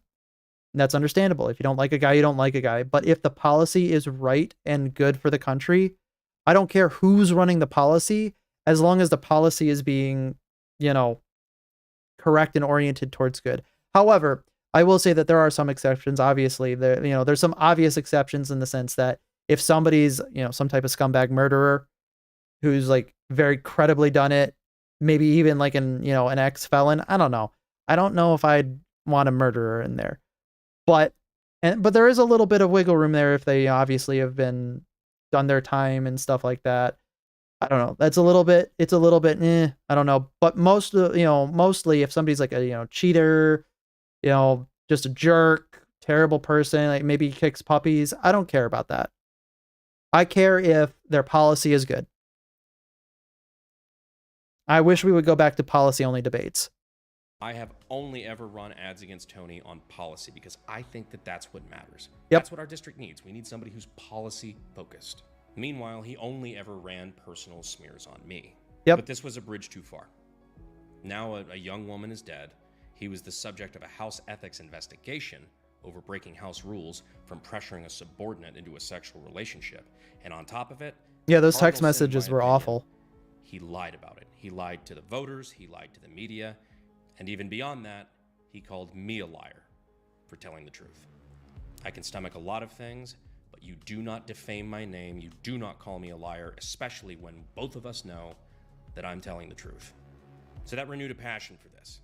Not only at this point was Tony a bad congressman, but at this point, he was a wicked man who needed to be removed. The worst part is they'll never get sued for lying because they just can't. And so we did events in every single county in the district, talking to the voters, hearing their issues, doing the debates. The debates that I might add, Tony never showed up to. Imagine. Predictably. I wonder Tonight why. I have a debate for Texas's 23rd congressional district, where I'm already predicting Tony will not show up to this debate because he's a baby back bitch coward. But all of this was to defeat the odds Oof. and do the thing that people told me was impossible for somebody like me to do from the start. Defeating a sitting congressman. The problem is it's not impossible for you because you got enough, allegedly, you probably have enough money to be able to throw around and do a political campaign. And you have a wide-reaching audience already pre-baked into it. I think that it is a correct assumption to say that you are not a normal person in the truest sense of the word. You might be a normal guy outside of your career, but your career makes you not a normal person. Normal people cannot run because the system is prohibitively exclusionary to them. And it is, in my opinion, a travesty of government to not correct that. I think that it's just wrong. I think normal people, like you're saying, should be able to run and shouldn't have to expect to waste $500,000 in order to run. Like, I don't even think that 90% of the population of a state in most states could be able to do that because they just don't have the money. Because it is prohibitive. They don't want normal people running. You were a fluke because you had enough money. I hate it. It makes me so angry. Especially without taking big DC money or changing what I believe. Yep. But on March 3rd, we did just that. This was the first political loss of Tony Gonzalez's career. And now, of course, and it won't be the affair last. Story broke, and it was very clear that Tony was if he even goes back into anyways, politics, he probably should run for the hills. Clear. I am not going to resign. I work every day. I work every day for the people of Texas. But are those text messages? Are they accurate? Are those real text messages? You do not work every day for the people of Texas. You work every day for yourself. And Tony Gonzalez himself had all said that they were going to let the voters of Texas decide. Just like every other politician. Well, they did. He not only failed to clinch the nomination, but he lost to, well, us. So I was prepared to go into a runoff. It's not my first rodeo. It's in fact my second rodeo. So with Tuesday night being the election night, on Wednesday morning we were already having meetings about what we needed to do and the things we needed to put in place to take this across the finish line and beat him once and for all. Big, huge. Or so we thought. Because Wednesday night, Tony finally came clean. He at least admitted to lying about the affair. Was there a relationship with this young lady who was working in your office? Yes. You know, very, very direct, Pags. I made a mistake, and I had a lapse in judgment. Just say yes. Just say yes. Don't continue just to like expound upon it. Just say yes. Everybody already knows it. You know it. I know it. Everybody knows it. All you have to do is say yes. While also throwing shade at me and Regina's husband. So again, kind of like a little bit of a lack of accountability there, but at least he admitted to lying about the affair part. He never said yes. In that clip, he never said yes. I don't know if in the rest of the clip he actually affirmed it, but that's not an affirmation. That's politics speak for saying, you know, I'm not going to say yes, but I'm going to try to get you to be in the direction of yes because I don't want to say directly yes. What bothered me about this was not only the counterattacks against other people, but just the genuine lack of remorse, especially using. No, why would he have why would he have remorse? He's a congressman. He thinks that he's above the law. God has already forgiven him, so you should too. I've asked God to forgive me, which he has, and my faith is as strong as ever. Look, hey guys, I'm a Christian. Vote for me. I get the idea of asking God for forgiveness, but I didn't know that this was a two-way radio. I didn't know that when you become Congressman of District 23, the Ark of the Covenant is one of the perks. But anyway, yes, he goes on Joe Pags, a friend of ours.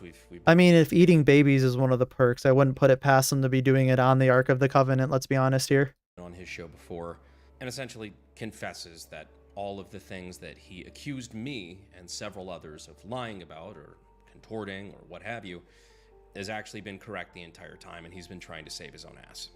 It did not work. He kind of rolled a 2 on that one. The very next morning, Speaker Johnson and the rest of House leadership, including the NRCC, all got together and asked him to step down. Good. Or at least in this sense, suspend his campaign, stop seeking re-election.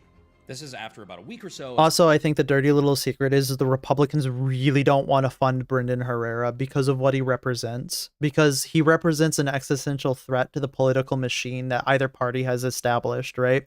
And people like him who are regular, again, I'm using that word as a colloquialism, regular lay people of a district, if they're trying to not be bought and paid for by the parties themselves, they're losing that control to be able to, make bipartisan deals and push through a more structured direction for the government, which I think is a net positive for the United States, but is definitely a net negative for the machine apparatus itself.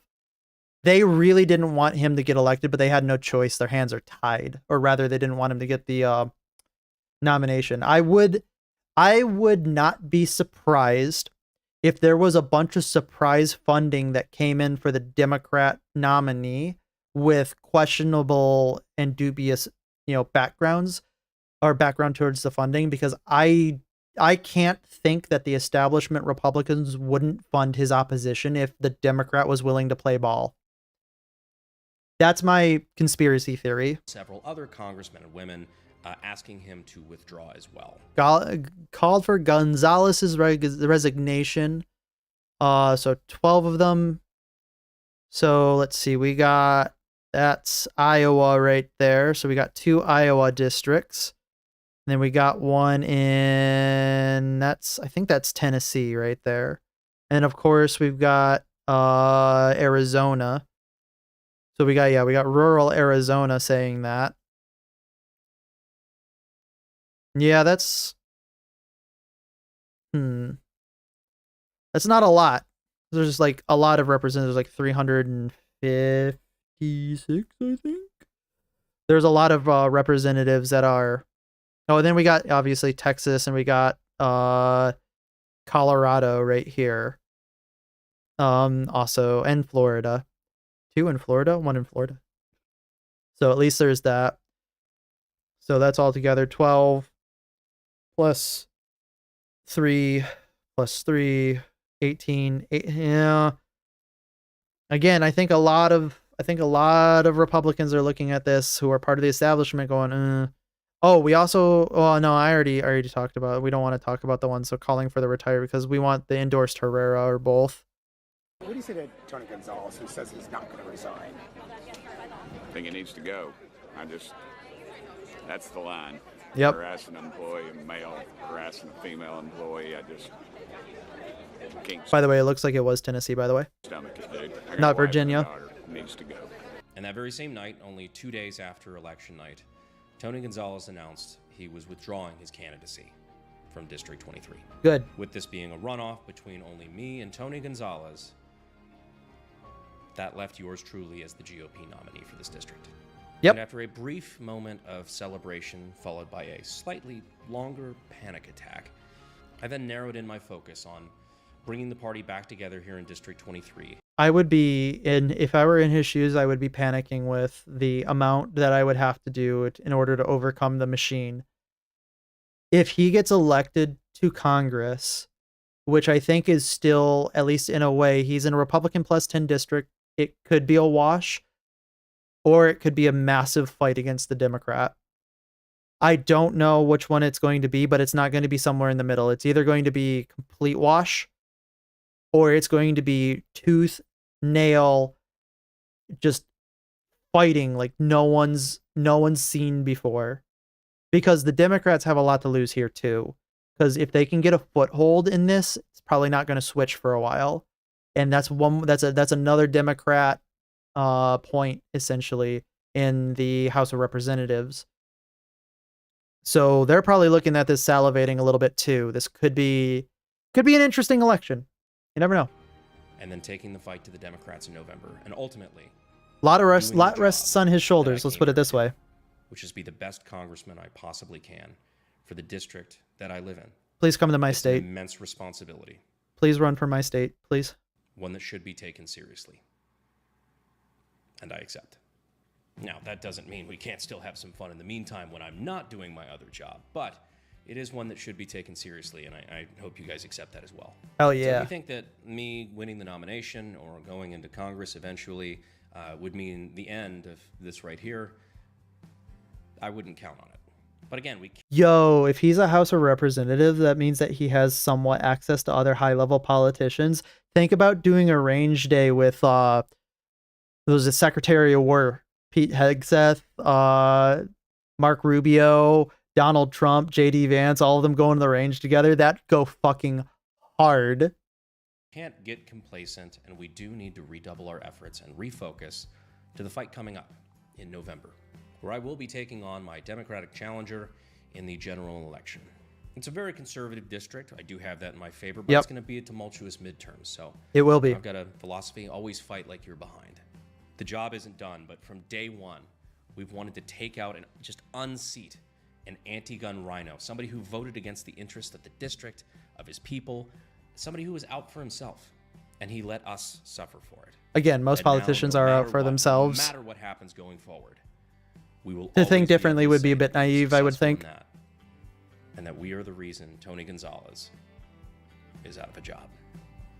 We can't let off the gas. We can't let off the pressure now, but we can say that that's kind of cool. But Oh, if yeah. you'd like to help us out and help take the fight to the Democratic challenger in November, you can go to the links in the description and in the pinned comment, BrandonHerreraForCongress.com. Any donation now will immediately be added to the next giveaway that we do. $5 per entry, so Huge. $5 is 1, $10 is 2, $100 is 20.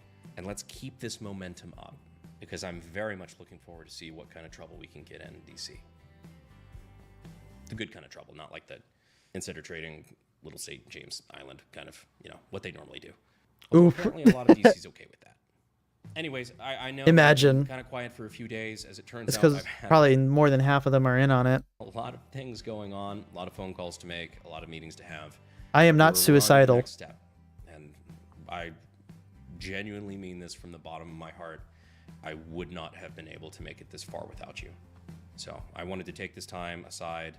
I literally have to get on a plane in a couple of hours. More meetings, more things to come. But I needed to take this time to say thank you. This is only the beginning. Good luck, man. Trust me, the Democratic slander machine is already going full panic mode against me. What does it say? Accused sexual harasser GOP candidate steps down now in an apparent neo-Nazi. Oh my God.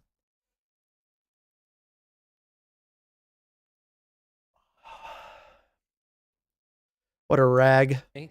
Which has actually been very funny to see. So also, isn't it kind of funny that the accused whatever, I don't even know if it's TOS to say this, but you can plainly read it, guy, also known as the AK guy, I feel like the AK is representative and indicative of a completely opposite and oppositional ideology to that. But, you know, what do I know? I'm just kind of a guy on the internet. We'll do a video refuting some of that. I don't know. We'll figure it out. It's been laughable thus far. But for now, I appreciate all of you guys. I appreciate everything that you've done and everything we've been able to accomplish together. And with that, my fellow Americans, hell yeah. I will see you in the next video. Thanks. Hell yeah. Oh, and we got some Alan Aztec in the background. Hell yeah, based music choice. I definitely think that he's got an uphill battle. I don't know how well the Democrats are going to be able to fund his opposition, and I don't know how well a Democrat would play in that, you know, area of the country. I do think, however, that they would be remiss to miss this opportunity in order to try to gain, you know, seats in the House of Representatives, especially because they'd be able to flip a seat. So, you know, you have to think about that. That counts as 2, right? So not only are the Republicans losing a vote, but you're gaining a vote, which would be well and truly pretty big for them. Sorry, I'm going to grab some aspirin here. I got a little bit of a sinus headache. Everything outside's melting, so obviously shit's growing. But yeah. I definitely think that it's going to be an interesting to watch. Interesting one to watch. Okay. Let's see. Let's talk about Valve getting sued again. Yep. I think it's important to talk about Valve getting sued again. I know that we were talking, or some people were talking about that in the Discord. So, in the spirit of that, let's see what they're being sued over and why it's a complete and utter unnecessary thing to happen. It's going to be a fiery one. Here's the deal. The state of New York is suing Valve over loot boxes. Oh yeah, okay, because the state of New York is probably the best place to be doing it, because obviously the state of New York is 100% clean and not corrupt in their justice system whatsoever, right? Someone in the New York Attorney General's office is a CoffeeZilla fan. Maybe they saw our videos on how Valve's rather staggeringly big Steam market CoffeeZilla expose is worse for Valve than we thought. revenue is in some places built on gambling. So, for those who don't know the context of this, CoffeeZilla talked about the CSGO or CSGO gambling websites where people were able to gamble skins and their essentially their loot box drops on a website or something, making people want to buy more loot boxes and stuff like that, and that Valve wasn't doing anything about that. I believe that's what he's talking about. I could be wrong, but there was a huge scandal about that happened, I guess, probably about a year ago now, if I'm going to believe this picture. And, you know, obviously I think it was right to call Valve out for that, because I think that they probably knew about it but didn't do anything about it because they were making more money. And it would be good for them to have been able to put the stop to it. And targeting kids and all of those kind of gray market things that happen off platform but do contribute to the platform. It's spooky stuff, though looking at the view counts, I think they probably saw CoffeeZilla, not us. But regardless of what prompted them, the legal minds running one of the wealthiest states in the world has just decided to take legal action against Valve. I'm going to start us off back in 2016 because there's something that happened back then that you need to know. Valve was accused by the Washington State Gambling Commission of facilitating skin gambling via the Steam platform. Now that did not go so they already got accused by this. Anywhere. But around the same time, an individual tried to sue Valve and these gambling sites on a similar basis. And that also got struck down because, legally speaking, it was just a mess. But right, I was going to say, because I would think on a legal ground that would be incredibly hard to prove, at least in a way, right? So they're being accused by the Gambling Commission of having essentially encouraging illegal gambling. but they're not being indicted by it, so it's just an accusation from a commission with no legal backing, at least extra or more legal backing. I can see why a federal or a suing them probably wouldn't work unless you had a lot of money to be able to throw at lawyers. It did prompt Valve to issue cease and desist letters to some of the skin gambling. This is probably good enough too, by the way. This is probably them saying that we completely divorce ourselves from this and they're not affiliated with us. That's probably within regulation. Sites. And that's something you really need to keep in mind for this story. They should have done it earlier. We're now going to leave 2016 and we're going to go to now 2026 and the state of New York taking a run at Valve. Here's the thing, this time they're going with a different legal approach. According to this new lawsuit filed by the New York Attorney General, Valve is promoting and operating illegal gambling within their state, targeting citizens but explicitly children through the loot boxes that power their biggest games. Okay, I'm going to need to hear the legal justification for this, because I think that they probably are running what could be textbook classified as illegal gambling because of what it is, but I don't think that they could be argued to be giving legal or argued to be substantively making legal gambling, because I don't think that there is money being exchanged in the same way that a casino exchanges money. They are giving a product that gives a tangible object. Now, if they can make the legal argument that this object operates like a cryptocurrency that has its own value that fluctuates, okay, we might be able to make that amount of legal argument. I'm going to take an incredibly based stance here that if this lawsuit manages to kill Valve's loot boxes and can be used to apply to every other game that does loot boxes, I think that might be a win. I know that might sound a little bit anti-Valve. I'm not anti-Valve, but I am anti-loot box in the extreme. So we'll have to see where that goes. I just wanted to make sure, I want to make sure that it's a clean lawsuit, though. I don't want it to be too overarching and too branching, because I think that would be a net negative.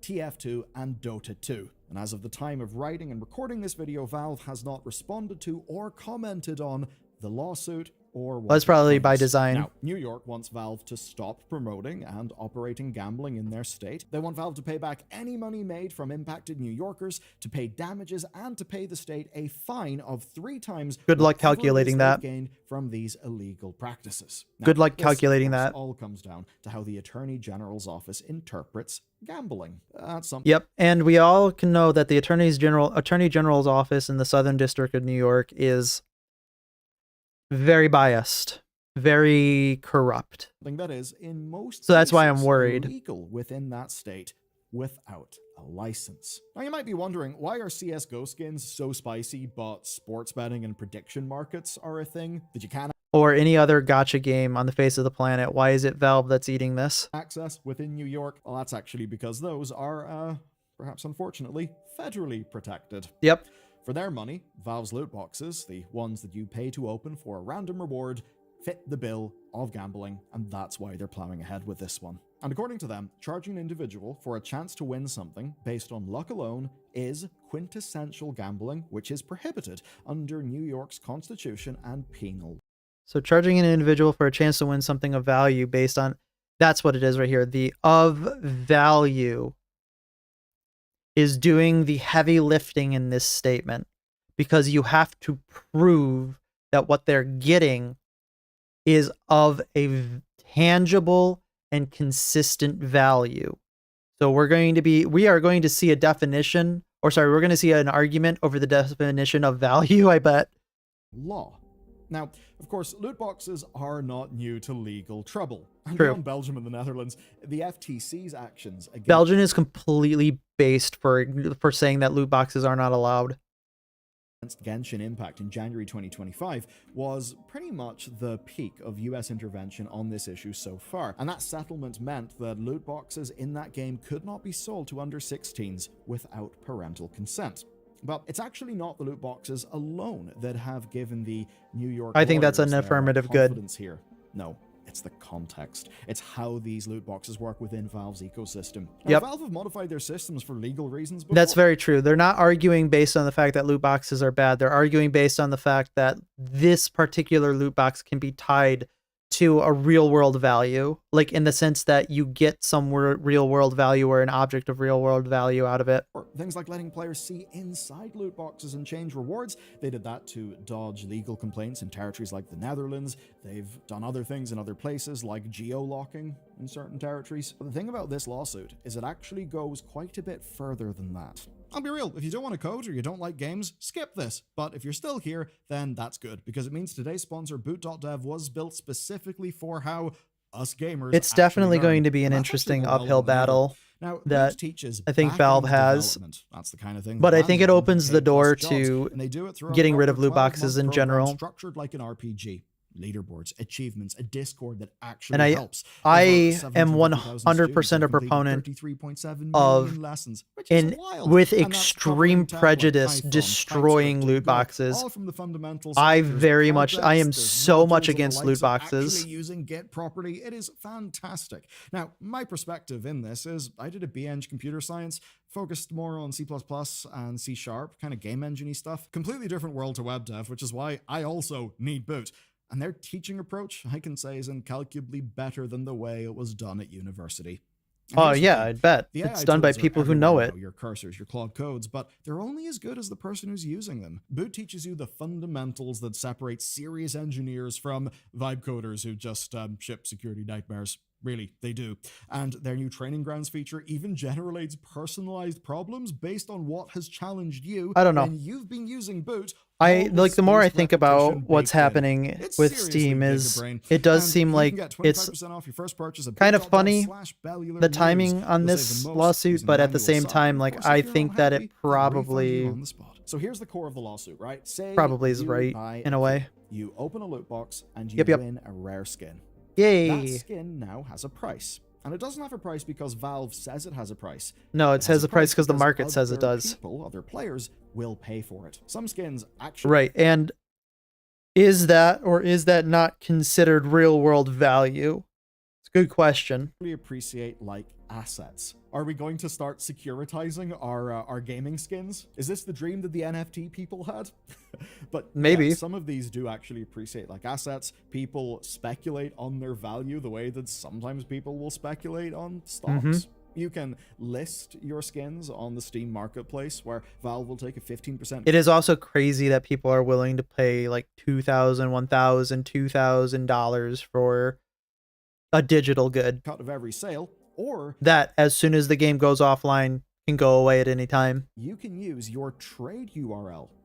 And what's core here is that's a feature built right into Steam. And you can use that trade URL to move that skin to a third-party site, and on that third-party site, you can sell it for actual cash. Now, here's the thing.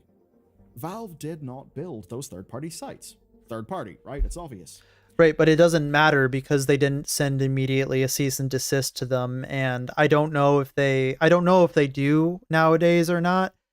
I don't know what their protocol is in dealing with them, but if they're not dealing with it, which is probably more incumbent on them, at least making proactive steps in that direction, then you might have a good legal argument or justification. But according to this lawsuit, Valve built the pipe that makes them work.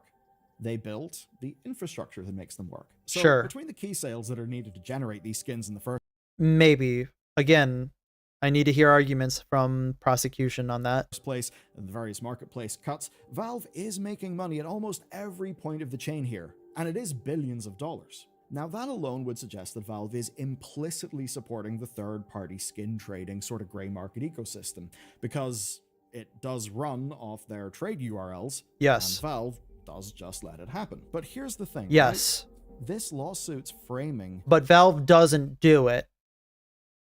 actually goes deeper than saying it's implicit. They claim that Valve has explicitly permitted these sites to operate in spite of saying the opposite. There we go. There's our Letitia James right there. We all know that she's a great attorney general, attorney general. Oh, who knows?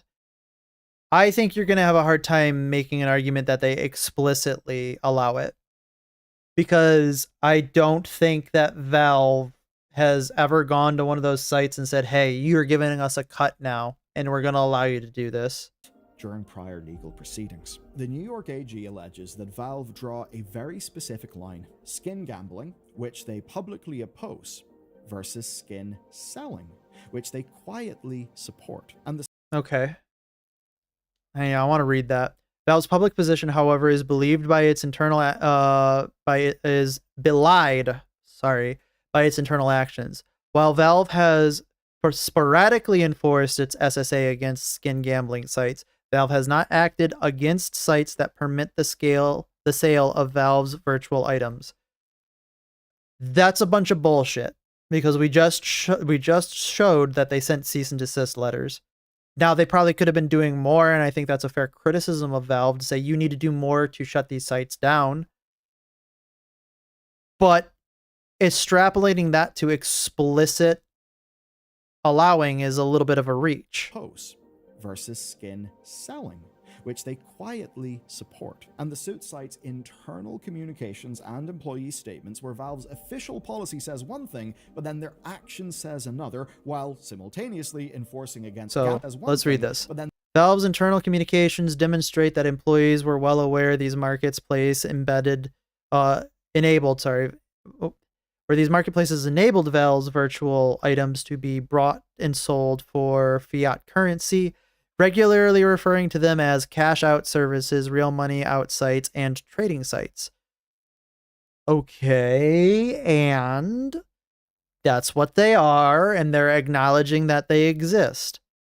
Okay. their action says another, while For example, in 2016, Valve prepared to send a series of cease and desist letters to skin gambling sites. Okay. simultaneously enforcing against gambling sites, blocking accounts, sending cease and desists, but leaving the market. Valve similarly exempted another third-party marketplace, CSGOsell.com, from its cease and desist campaign. This I would like to have Valve explain a little bit more. I hope there's a better explanation from Valve about this, because this is a little like, why?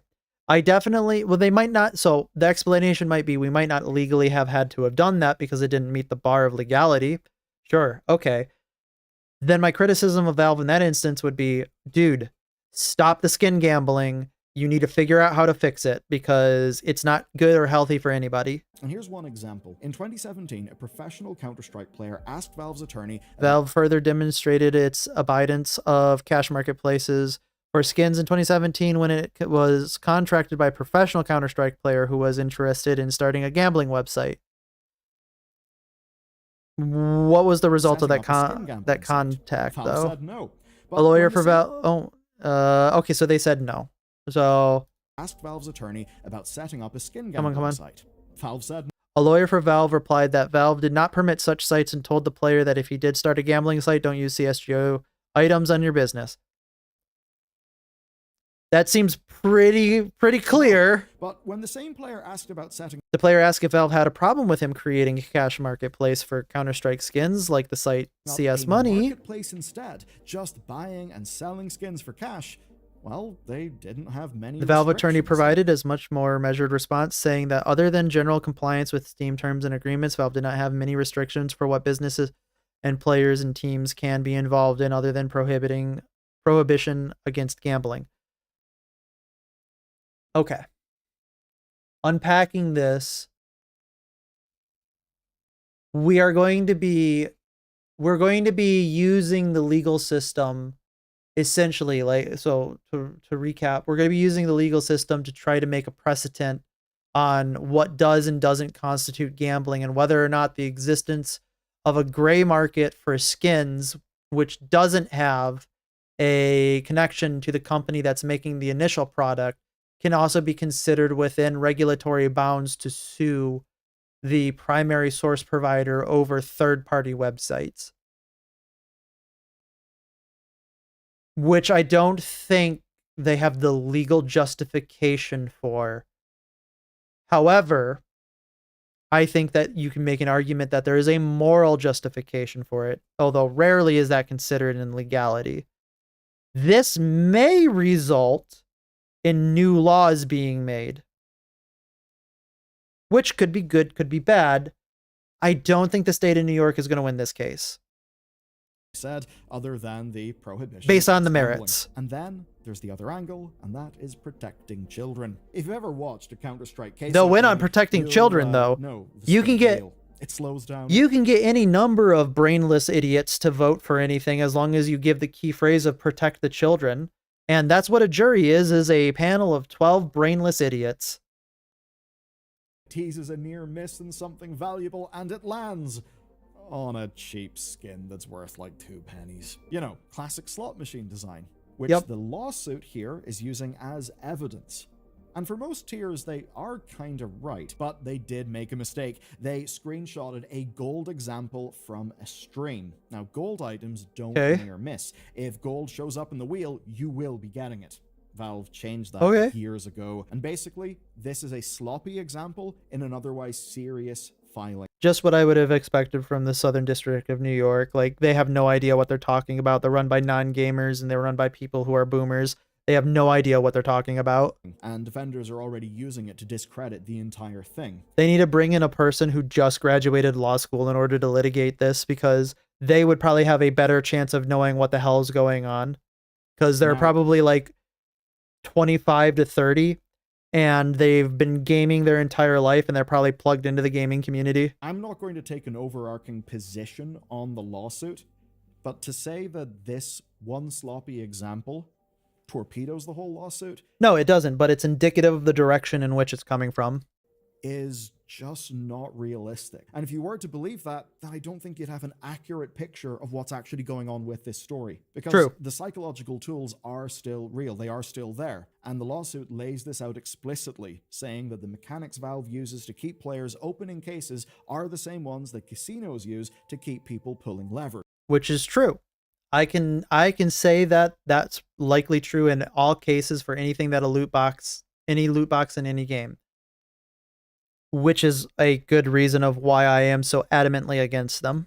There's always, of course, a chance the next box will be the one you pull gold from, and the entire just one more spin system of case opening streams, content that is literally nothing but just opening loot boxes. That is entertainment built on gambling mechanics. But the lawsuit does hit harder given who is playing these games, because children make up a significant portion of Valve's user base. Now, the lawsuit cites one case where an adult had to intervene on behalf of an 11-year-old whose items had been stolen. But Valve's policies don't permit users to be under 13, so should they have been allowing this?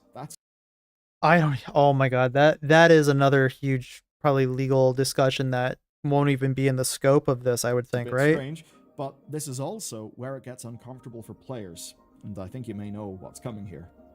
Could this finally be the thing that forces ID verification onto Steam? No. For the love of God, don't do that. Just stop the skin gambling. Stop giving loot boxes. Just completely, just get rid of loot boxes. That fixes it. Thus far in the video, there's a P word I haven't brought up, but I'm going to do it now. Yes, I'm going to bring politics into your video. Hell yeah.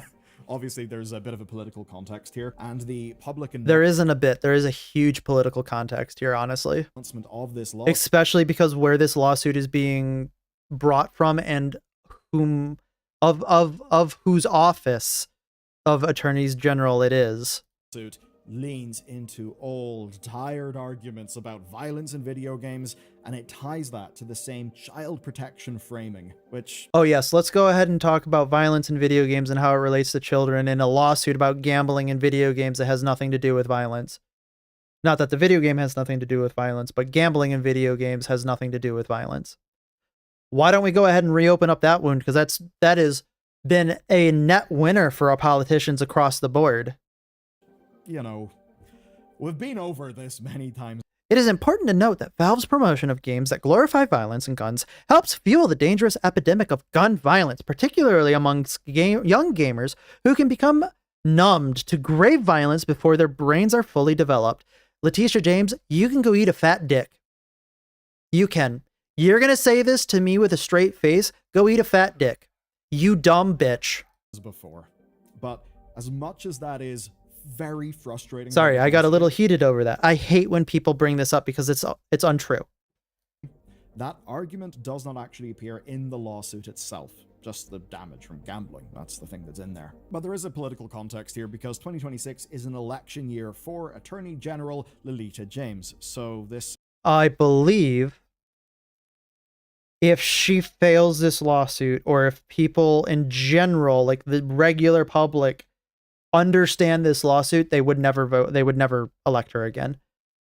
But unfortunately, this is what we were talking about earlier. This is a local office. People don't pay attention to local problems. Extra rhetoric around protecting kids is, not exactly surprising, right? If you're an AG and you want to be re-elected, you probably want to say, hey, New Yorkers, all that sketchy stuff that happens in the computer that you may not quite understand? I'm fighting against it. I'm standing up for you and your kids. I'm screaming at the sky saying computer's bad. You remember when we had no internet?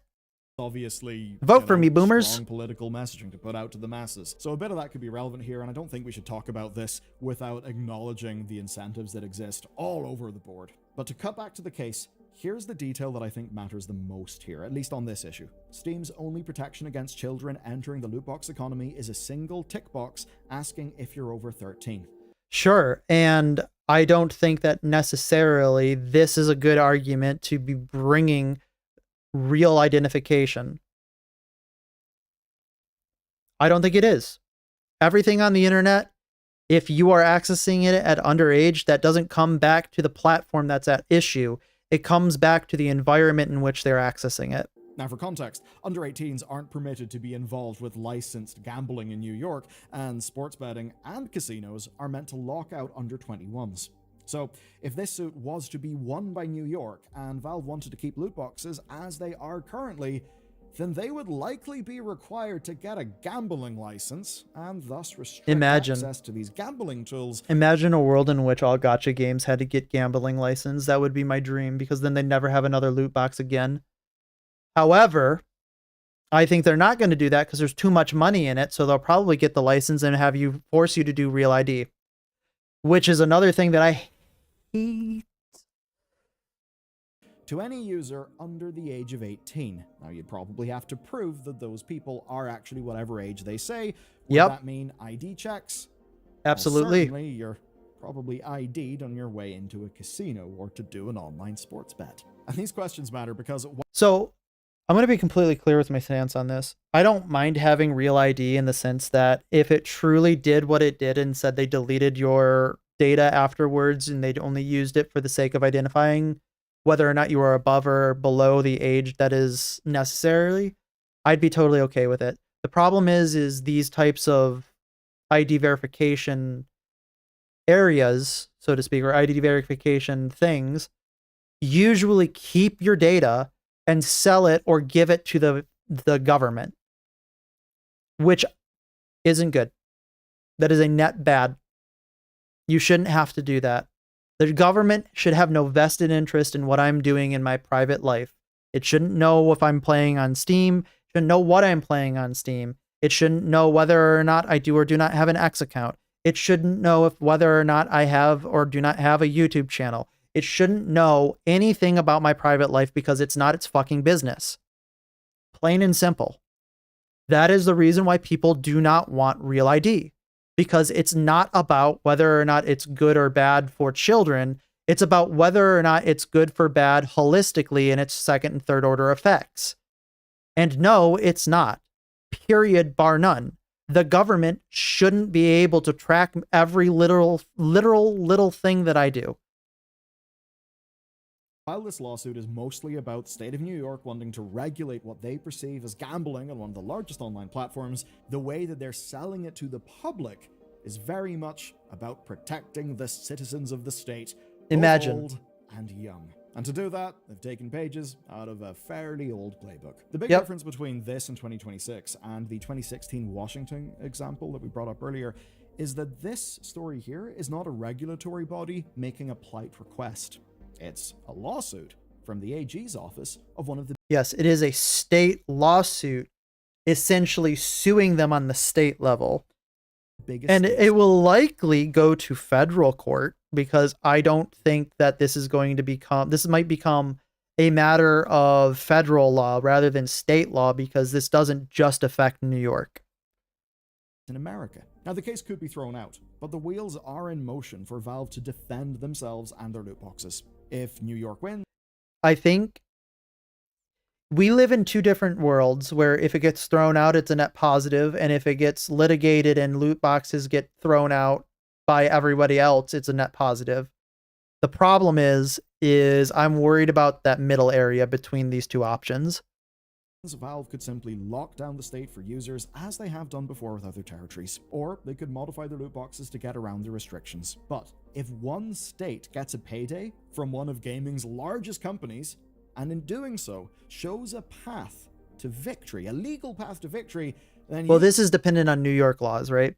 Every state has different laws and regulations regarding gambling and regarding whatever they're accusing Steam of. So I'd probably have a hard time thinking that this would open up the door to other states. But like I said earlier, this probably opens up the door for this to become a federal case. You can be damn sure other states will follow. So right now, and once you hit a federal case, you know you're in trouble, because now you're setting legal precedent. Question: does a judge decide that Valve's loot boxes are gambling? And this is going back to an old playbook for the state of New York. You see, the city banned pinball from 1942 to 1976. Oh yeah, this was crazy. And partially because of pinball's links to organized crime, because organized crime were maintaining the pinball halls, and partially because it was a skillless gambling game that was corrupting the youth. So with this, yeah. Imagine this happening now today. Because it was a skillless gambling game that was corrupting the youth. Now, the ban only ended because the amusement industry fought back. And they fought back by hiring a pinball player named Roger Sharp, and they brought him before a New York City council hearing. Also, there's no gambling there.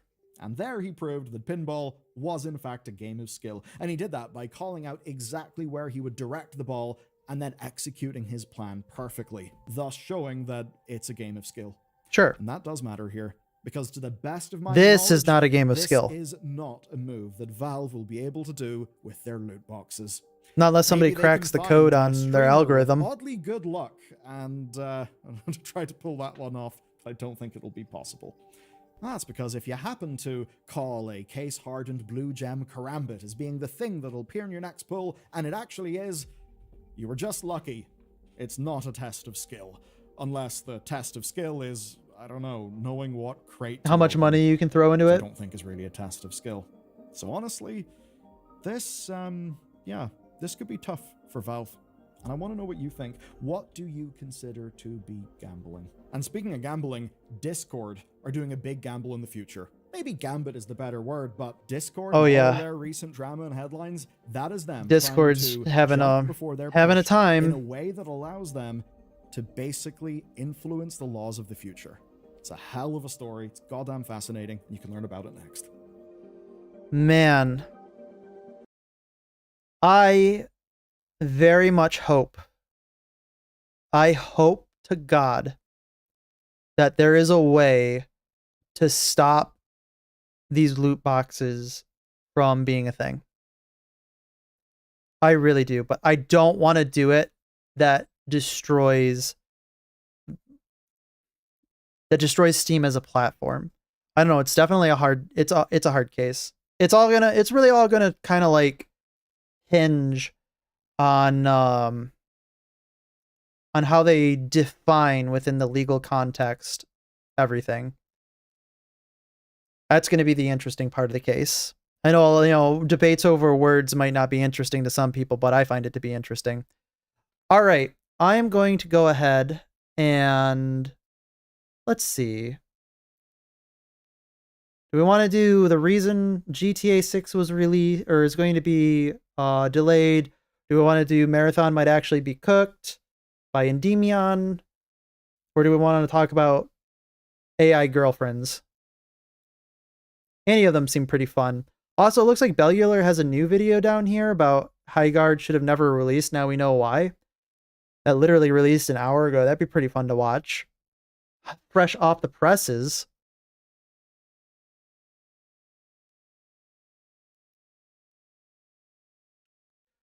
I heard that Steam was already starting to move away from loot boxes. Haven't done much research into that. I mean, I hope they are. I hate them. I hate loot boxes. I feel confident in saying that I do, in fact, in the strongest terms possible, with a capital HATE, hate loot boxes. I think that we should probably do... I haven't watched Sydney in a while, so let's see what Sydney has to say about GTA. Interesting that she's talking about a video game related topic. She doesn't normally, at least as far as I'm aware, talk a lot about gaming news. But when she does, it's interesting, I think, especially because I don't know if she's a huge gamer or a small gamer or what have you. But let's see what she has to say about GTA. I've never played a GTA game, by the way. If there's one thing we've all gotten I know, used to shock and in awe. modernity, it's being disappointed by entertainment. Yes. 100% all the time.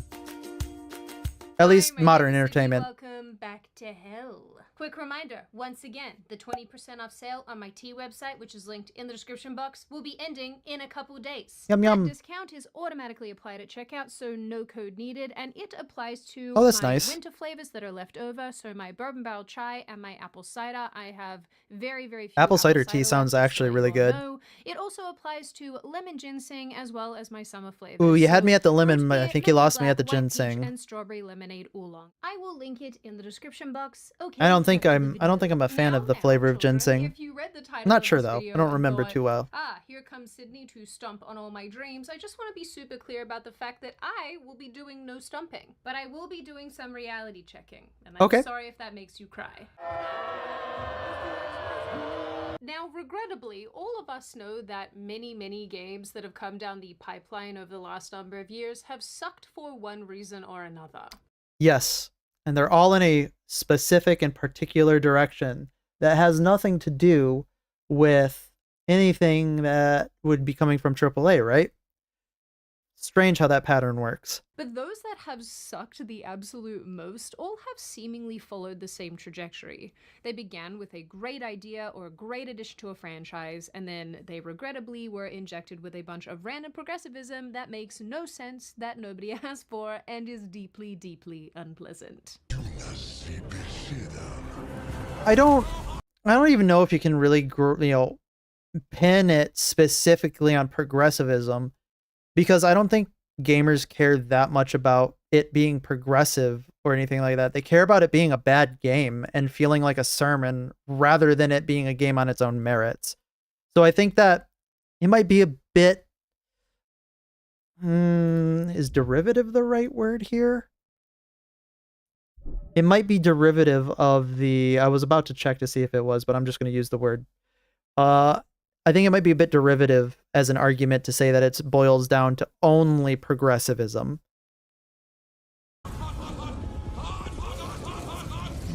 You just know that this is a self. Yeah, this was such a terrible cutscene. You know what? I want to breathe fire. Seems a little bit like gaming studios have taken a leaf out of Hollywood's book, listening to the most radical in the writer's room and pissing off your entire fan base. Beautiful work. But when it comes to GTA 6 or Grand Theft Auto 6, for those of you who live in a pineapple under the sea, there is so much trepidation about what this game will be or won't be, given it is probably one of the most anticipated AAA games of the last decade. I mean, waiting for this game to drop is so ingrained in internet culture that jokes about getting something unexpected before GTA 6 are made all of the time. We got trend.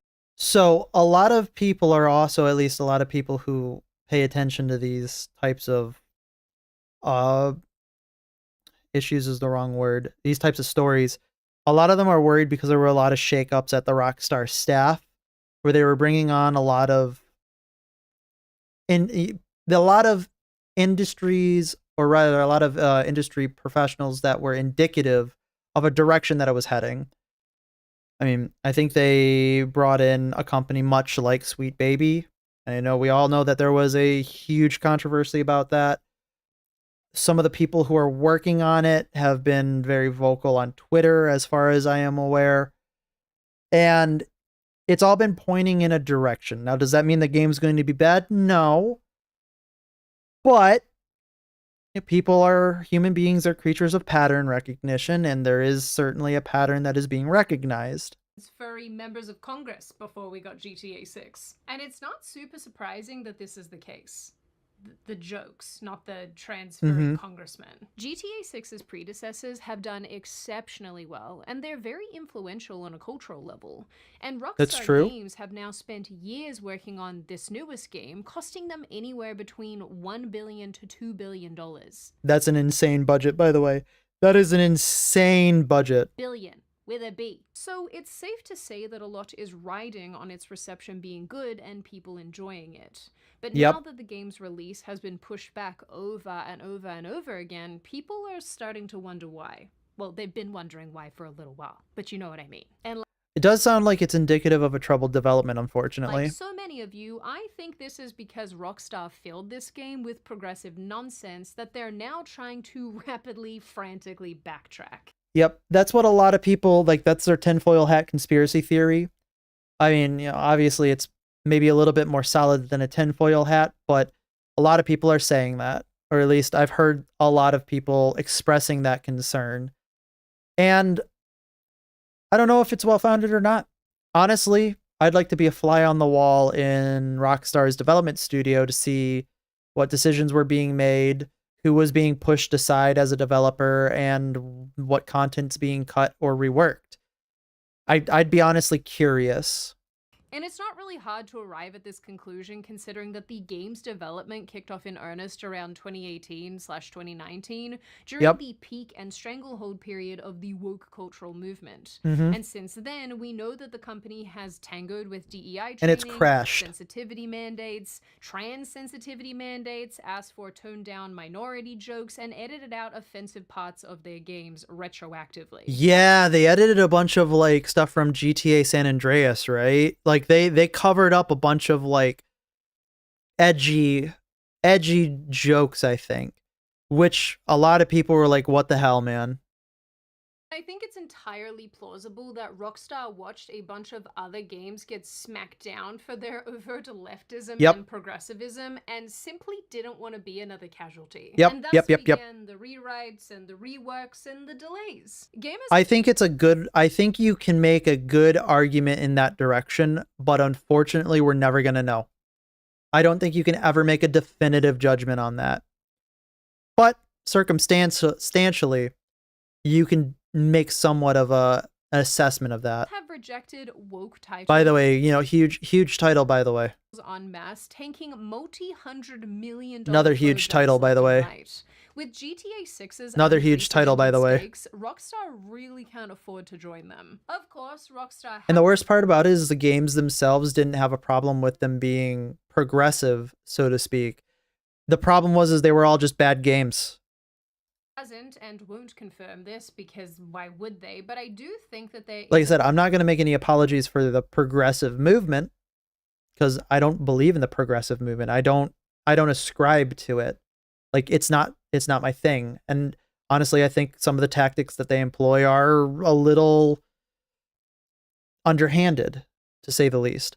However, I also live in reality land where the games are just bad and it's got nothing to do with the progressive politics in the game. Enough evidence here to paint a pretty compelling picture of what is going on. So call me Picasso because I'm gonna be doing that painting. It's worth understanding that GTA 6's full production reportedly really only ramped up once Red Dead Redemption 2 was finished, which was in 2018.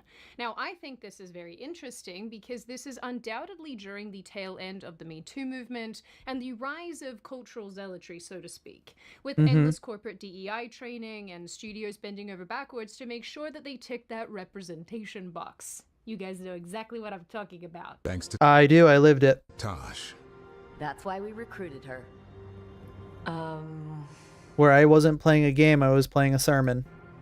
Actually, Tosh uses them for themselves now. What the hell is even that? Because games are in production for so long, and because studios don't exactly have a crystal ball to look into and determine what's going to happen in the future, I have to imagine that they are taking cues about what is relevant and culturally interesting based on what is happening around them. Which, like, yeah, of course, Sydney, that's so obvious. Mhm. And at the time that this game went into production, being woke was cool and hip. And No, I don't believe that to be the case. It's what all the companies did because they were afraid of getting shouted at online. Which now there is a big counter shout to that. I think that maybe there was a bit of a cause and effect relationship there, but that's regardless.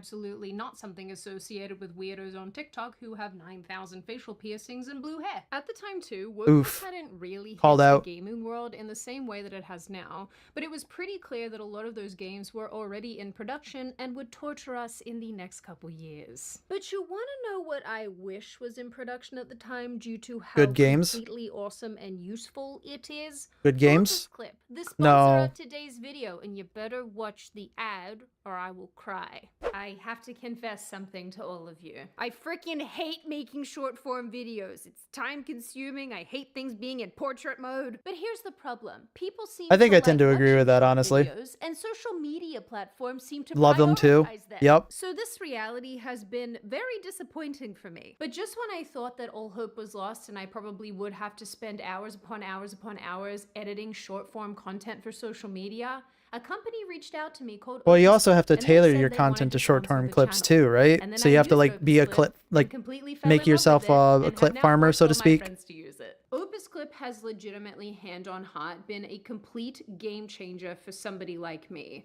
Sure. because their platform is more or less a one-stop shop for creators. And like I told you all last time, I liked this product so much that I went ahead and paid for it to support them. I don't know, I've never even though tried they it. offered to give me a free trial. Because of Opus Clip, and I have exclusively used them to do this, I have gone ahead and been able to create a Sydney Watson Clips channel here on YouTube. Because Opus Clip makes shorts insanely easy to produce. I drop my long form videos into Opus Clip, I select the length of the video that I want to create, and Opus Clip uses Man. its AI to cut my clips, resize them to portrait mode, caption I don't know them, how I and then feel use about my ratings uploading on my each videos show to like which have the a best video website. hooks, which are the clearest and which could go I don't viral. know. I am not exaggerating when I say that the Opus Clip team have basically thought of everything that you could really possibly do to your videos to make this experience as easy and I really don't as want to try it as because, possible, you know, but I also love that they have this scheduling option, which again is it's kind of got like an AI thing to it, but and just cuts out I've been so seeing some much time and advertisements for noodling this, and around I don't trying to know. get videos posted. So if you two I don't know are how. finally ready to try out one of the coolest I don't know how pieces of willing AI I'd be to software try I've that. ever used and one of the most useful Could be pieces interesting. of I don't AI know. that I've ever used, then click the link in the description to enjoy 1 week of Opus Clip for free plus 50% I off for definitely the don't next want 3 to start months. paying for something. I'm gonna be honest. Context, in 2018, the games that got a lot of flack were Battleground 5, which was criticized for its inclusion Yeah. of women in a World War II setting. This was crazy, by the way, that there was any argument like to be had here. The game's former executive producer, Patrick Like, cause like on the one hand, it doesn't matter because like it's like it's a representation of what was happening. If you wanted to have women in your game, you can have women in your game. It doesn't matter, but you can't then and say that it's a historically accurate game if it does, because it's just not historically accurate, especially on the Eastern Front where Western Front, where a lot of the action happened. On the Eastern Front, maybe, but most certainly not with hands missing or legs missing.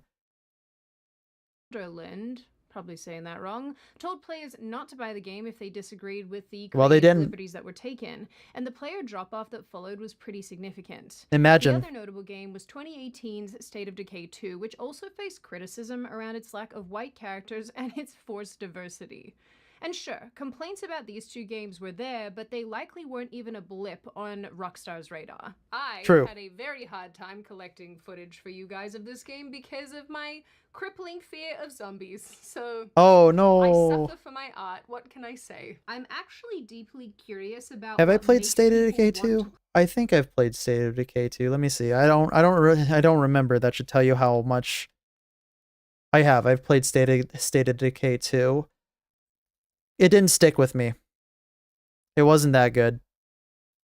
It was okay for a couple of hours, but after that it just got boring, monotonous, and repetitive. zombie games because they're so creepy. They're so creepy from top to bottom. What is wrong with Sure. you guys? But 2022 through 2024 really crystallized. Oh, that's just where we how got we bad got a our woke game our would be great received, with launches. failures happening Oh across the man. board. And as time wore on, gamers were getting angrier and angrier every time a game was released that was full of progressivism that nobody asked for. It was Again, it's not that it was full of progressivism. It was that it was written by people who don't know how to write or make games. And they had an overwhelming bent towards a particular political ideology or a lot more accepting of It it. was also around 2024 that people realized outfits like Sweet Because Baby like Inc. I don't think that anybody can really make the argument that if a good game had and a legitimate good game had progressive leaning values, that it wouldn't succeed. Because I think a good game is a good game and it stands on itself. Again, I think the overwhelming problem is the types of games that these people make are absolutely overwhelmingly shit. had played a very heavy role in wokeifying their favorite franchises. Yep. And it became clear that studios were outsourcing their inclusivity agendas to firms that would make sure they were Another reason why it's bad is because this eats up development time as well.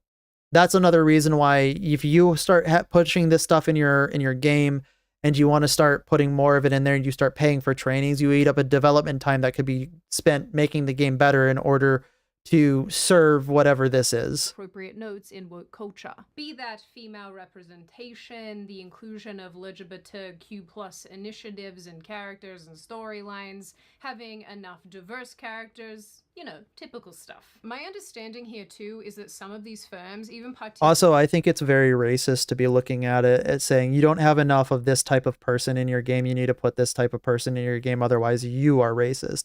Well, if you don't put that type of person in your game and you never even thought about it in like a type of racist way, calling attention to it is itself the primordial form of racism, in my opinion. participated in partial rewrites or suggesting like storylines for games and then making sure that those storylines and those plot points were carried out, which is just like, ugh. It is not a good idea to hand your multi-million-dollar projects over to people who don't know what their gender is. 2024 especially Again, saw or games don't like know how to Encore, play Dustborn, make a and game. Suicide Squad getting absolutely destroyed online for their overt and annoying political messaging. Yeah. Meanwhile, and I guess kind of sort of hilariously, games like I definitely think that is also a writing issue, because if you have to preach to somebody, you've already ran into a writing issue. A better way to do it is we can look at a really politically charged game that was actually well received and had somewhat of a critique of capitalism in it, of BioShock, the original BioShock. I am going to go out on a limb and say you will find absolutely nobody that will criticize BioShock on its political messaging, because it's not overt and it's not in your face. It adheres to the good writing motif of show don't tell. And even if I don't agree with some of the conclusions that BioShock comes to, but BioShock is overwhelmingly a good game. And it's not because of its political messaging, it's because it's well written. Hogwarts Legacy, which was released in 2023, did exceptionally well despite intense leftist backlash. Yep, that's because of true. its relationship to J.K. In fact, I bet you the leftist backlash actually made this game even better, or sell more, rather. Okay. It was around this time I don't that think, alarm- honestly, I don't think the game was like that. Like, I think it was a little bit more monotonous with the way that its open world was. I don't like big games like that where there's, you know, a lot to do, but nothing really of substance to do. So I might not have been the target demographic for that game, but I think the core gameplay was good and the core story was satisfactory for a Harry Potter fan. I'm not an overwhelming Harry Potter fan. Like, I watched the movies when I was a kid, read the books when I was a kid. Can't say that it's for me all the time, but if you're a Harry Potter fan, it's perfect for you. But at the same time, like I said, it was made by at least seemingly a competent studio with competent people, even though there were some characters in the game that ticked some of the boxes and you could tell who they were. Alarm bells started to ring for people around Rockstar and the creation of GTA 6. Because no, We can never have nice things. Mhm. In late 2024, Bloomberg News wrote a few sentences that amounted to little more than a footnote in a full article, but sent people absolutely spinning out. The outlet reported that GTA 6 would star 2 playable characters inspired by Bonnie and Clyde. Okay. And Rockstar had reportedly asked its writers to be less crude towards transgender people and other minorities. All right, so Rockstar asking its writers to be less crude towards protected classes. You already know that that is not what Rockstar does. They make edgy jokes. And to not allow the studio that used to make edgy jokes to continue to make edgy jokes, you're losing something of substance from the studio. Who it Imagine. describes as common targets of throwaway gags in previous versions. Understandably, considering everything that we know about the industry and entertainment, So you can't this joke about alarmed these some people. given that the GTA franchise to date Imagine. essentially roasted absolutely everyone. Yep. And the point of the games was sort of to be this irreverent satire about American life and crime in big cities. That said, this leak at the time about Rockstar's instruction I think she just said an important word, satire. Satire is now a meaningless word. to its writers wasn't terribly surprising, considering that in 2022, the company censored content in Grand Theft Auto 5 Expanded and Enhanced Edition. In this version of the game, they removed elements that might have seemed to target members of the Q+ community, such as caricatured NPCs and in-game signs referencing drag performers. They also edited out dialogue that was perceived as mocking these types of people too. So you can't mock this them. decision was made Got it. because somebody with a septum piercing was bitching behind the scenes at Rockstar. Now that I'm thinking about it, it was probably a gaggle of them. Considering this happened in I honestly couldn't stand it if somebody was being told they could not make a joke at my expense. Because that's just not how anything should work. Like, oh my god.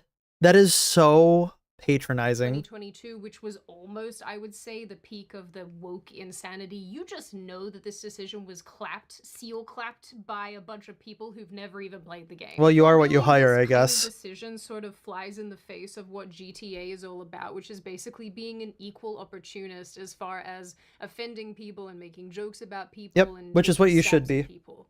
Pun not intended. So, of course, this decision raised a lot of eyebrows. And also set a weird stage for what was to come. Why was the studio choosing to protect only certain kinds of people? It might have something to do with certificates Because it's being politically awarded to palatable. particularly senior employees at Rockstar between 2020 and 2021. According to the outlet, That Park Place, at least 60 Rockstar employees completed a course around the time called Unconscious Bias. The Unconscious Bias certification God. is designed to teach participants to recognize and address unconscious prejudices that they might have. I am so glad I never had to take any of these courses. These courses just seem like brainwashing. The training reportedly focuses heavily on race-based and gender dynamics. It also apparently frames bias. Like, I happen to be somebody who remembers the 90s. And you want to know why the 90s functioned as it did and it was such a good time to live? Because nobody was forced to have to think about these things all the time, 100% of the time. Because, surprise amongst surprise, when you're not forced to think about these things, you treat everybody generally as equals. Wow. This is something that predominantly privileged groups, like white employees, need to address. Another certification obtained by Also, it kind of drives a division between people if you really sit down and think about the logical consequence of it. Because now you're making a distinction of people who would share a similar or common identity, saying they don't share a common identity with you. Good example. You go into a company, you're working at a company. Say you hire like 4 people, and then somebody comes in and gives you this unconscious bias training. They tell you, oh, you hired X amount of these types of people, X amount of these types of people, which is out of line of what we would expect a non-racist, quote, person to do. You are unconsciously biasing towards people who look like you. They're different than you. You have to hire them. Okay, now we've gone from I'm hiring another American, maybe another member of my community, to now I have to hire somebody who looks different than me, who now has a completely different identity structure foreseeably from me. That in no way can cause no harm at all. Like, imagine how that works. Rockstar employees is one called Diversity, Inclusion, and Belonging. Oh, how nice. Sounds What a flowery title. innocuous. Wow. Anyway, this was another thing that Park Place writes is even more widely distributed than the former course. This course also aims to promote inclusivity by fostering awareness and respect for diversity. Combine all of this as well with the fact that a major player at the company, Dan Hauser, left in 2020. That's sad that he left. For those who don't know, Hauser was one of the company's co-founders alongside his brother Sam and several other notable men who I'm not going to list because that'll Once the founders start jumping ship, you know you've got a problem. take too long. It was reported in late 2025 that he left due to disagreements with his brother about creative direction. 3 years later, in 2023, And his brother another left. key player at the company, Michael Unsworth, also left. Oh, never. He Unsworth didn't. was a primary player behind GTA 4 and GTA 5. I mean, they all were primary players behind the GTA games, but you get what I'm saying. So essentially, you have a situation where the original writers of the GTA games are no longer at the company. Okay, so you've got a lot of people who made the GTA games what they were going.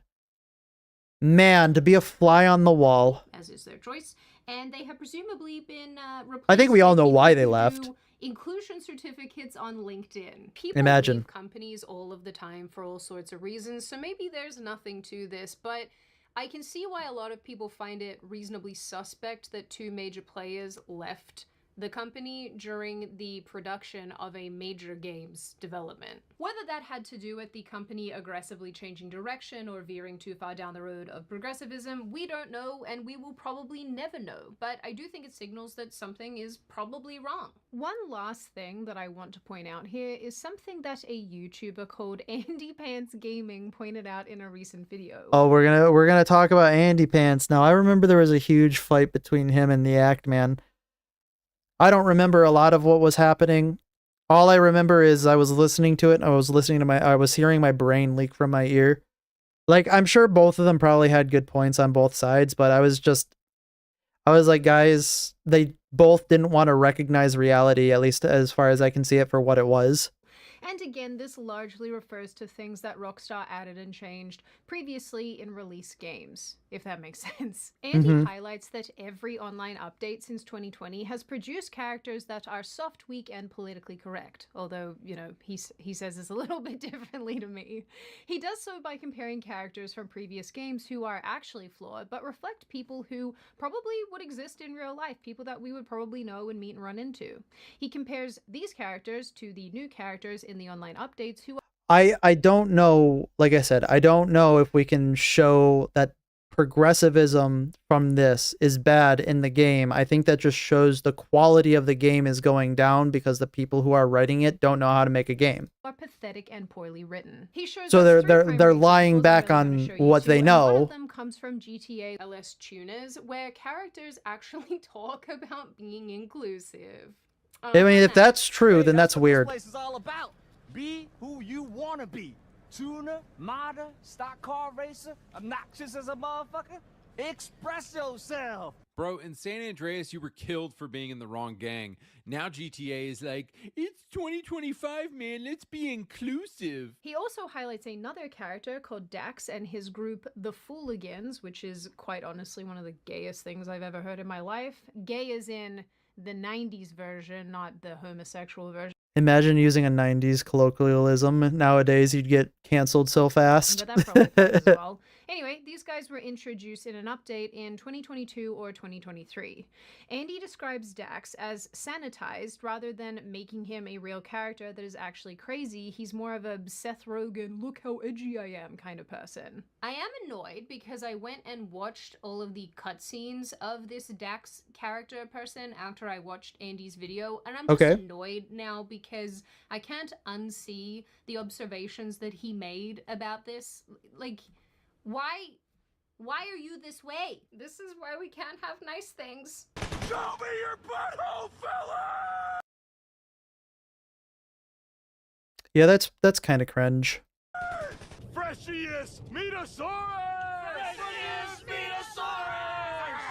Andy makes a bunch of other really good points, and I actually really liked this video, so I'm going to link it in the description box, and I think it paints a pretty good picture, or at least it makes a pretty good and compelling argument about why GTA 6 probably has horrendous writers working on it, which in turn means that the game itself is probably not going to have very good characters. But I will link it for you in the I don't know. description box. Maybe. You can watch it in your own time. But putting all of Could be a good argument. Like I said, I tend not to watch Andy Pants because from what I remember, he's fairly aggressive with the stances that he takes, which is, you know, if that's your content, go for it. Not for me. Because I think that there's a better way of diagnosing these problems outside of just calling something some type of pejorative. And I think that there's room for nuance. I don't know. That's kind of like my opinion on that. But I do think that maybe he might be right. He might be right. I don't know. This together, and honestly, to reiterate the primary point that Andy is making here in his video, even without the woke backdrop, so let's just take that out of the equation for a second, Sure. and the DEI certificates and the leaks about going easy on certain groups and the editing out of offensive material, and this game beginning production as progressive wokeism took hold, the bottom line is that the primary writers who brought GTA to life are all gone. And now it's unlikely that. And how likely is it that they're going to be able to maintain the cadence of a Rockstar game in the future? Very unlikely. Those who have replaced them know how to capture the heart and spirit of what GTA is. Yeah, those who replaced them are not spiritual successors. Those who replaced them are very, very and overwhelmingly proven to be non-industry outsiders, which is a little worrying. As demonstrated by the characters GTA has dropped in the last number of years. So, because I'm a negative Nancy, along with Andy Pants Gaming, apparently, I do think that there is a high probability that this game would be chock full of unlikable characters and side characters. My official prediction, it's going to sell really well, because this is a GTA game. It's going to sell well. That's just how it is. People are going to get their hands on it. They're going to play it for 4 or 5 hours. They're going to step away from it and say, why did I buy this? That's what I think is going to happen. It's going to be unfortunate, but I think that's what's probably going to happen because most people who buy buy the game when it comes out, like the game as in title, the game, not like a game. They're not plugged into the community. They don't really care. They don't bother to look anything up beforehand. They already know they're going to buy it in the first place. Then when they come back to it or when they play it, they're going to be like, oh, this sucks. And then they're never going to buy another one of those games again because they're always going to be judging it based on the experience they had with the previous title when they played it.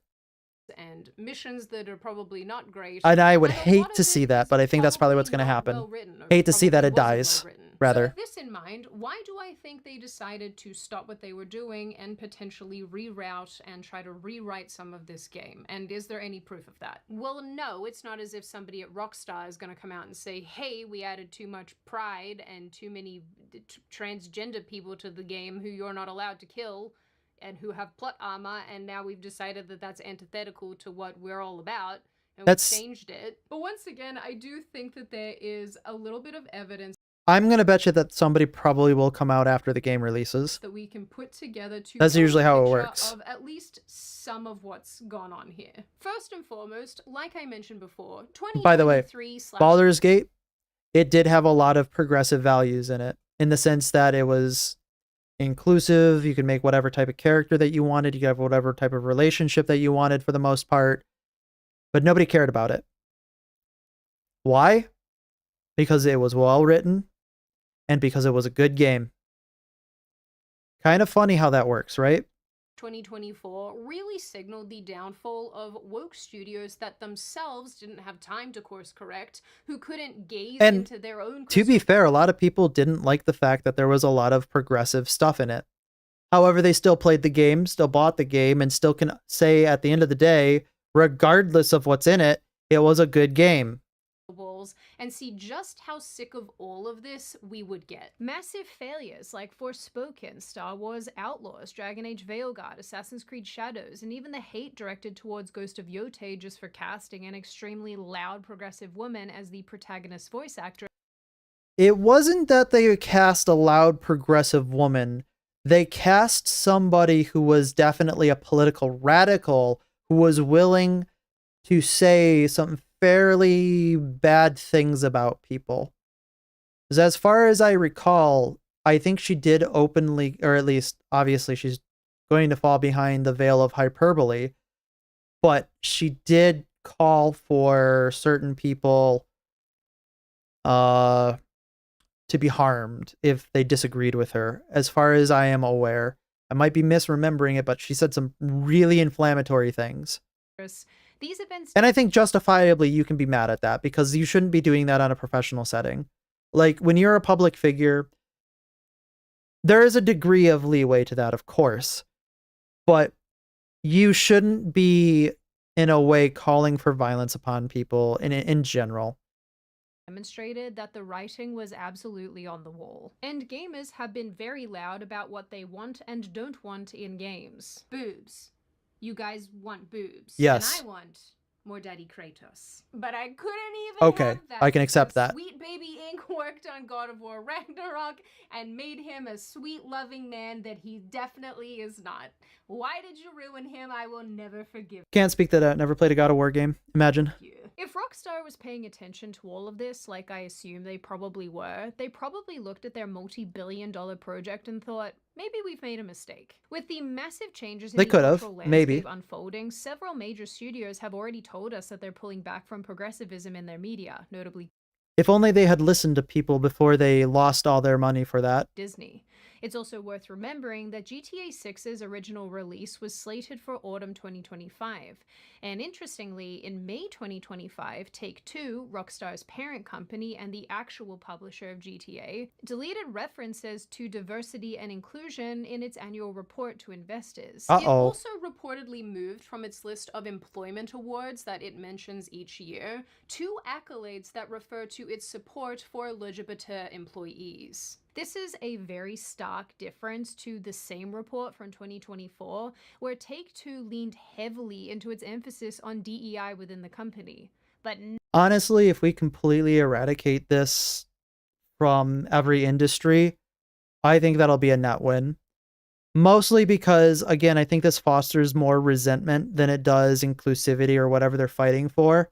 And because I think all these types of organizations that try to, quote, fight, end quote, for that, also probably are predating upon people's goodwill in order to gain a quick buck. no more! Again, I know this is not a smoking gun, but it is something. And I do think Yeah. that it is following a trajectory that other studios and entertainment outfits are on currently, which is that People are wood done hearing doesn't about really it. sell. And people do not want Yep. to be pandered to. One Yep. of the other things that I'm Including people absolutely certain inside many of you that have seen at community this that you're point are pandering the to. GTA trailers themselves. The second trailer, which we will discuss very soon, was actually released shortly after Take-Two's annual report. And this second trailer has a very different vibe to the first, according to a lot of people. Personally, I think they're pretty similar, but that's just me. The first trailer Rockstar released came out in December 2023, and it heavily featured the game's female protagonist, Lucia? I would say this Lucia. I don't know. I'm sorry.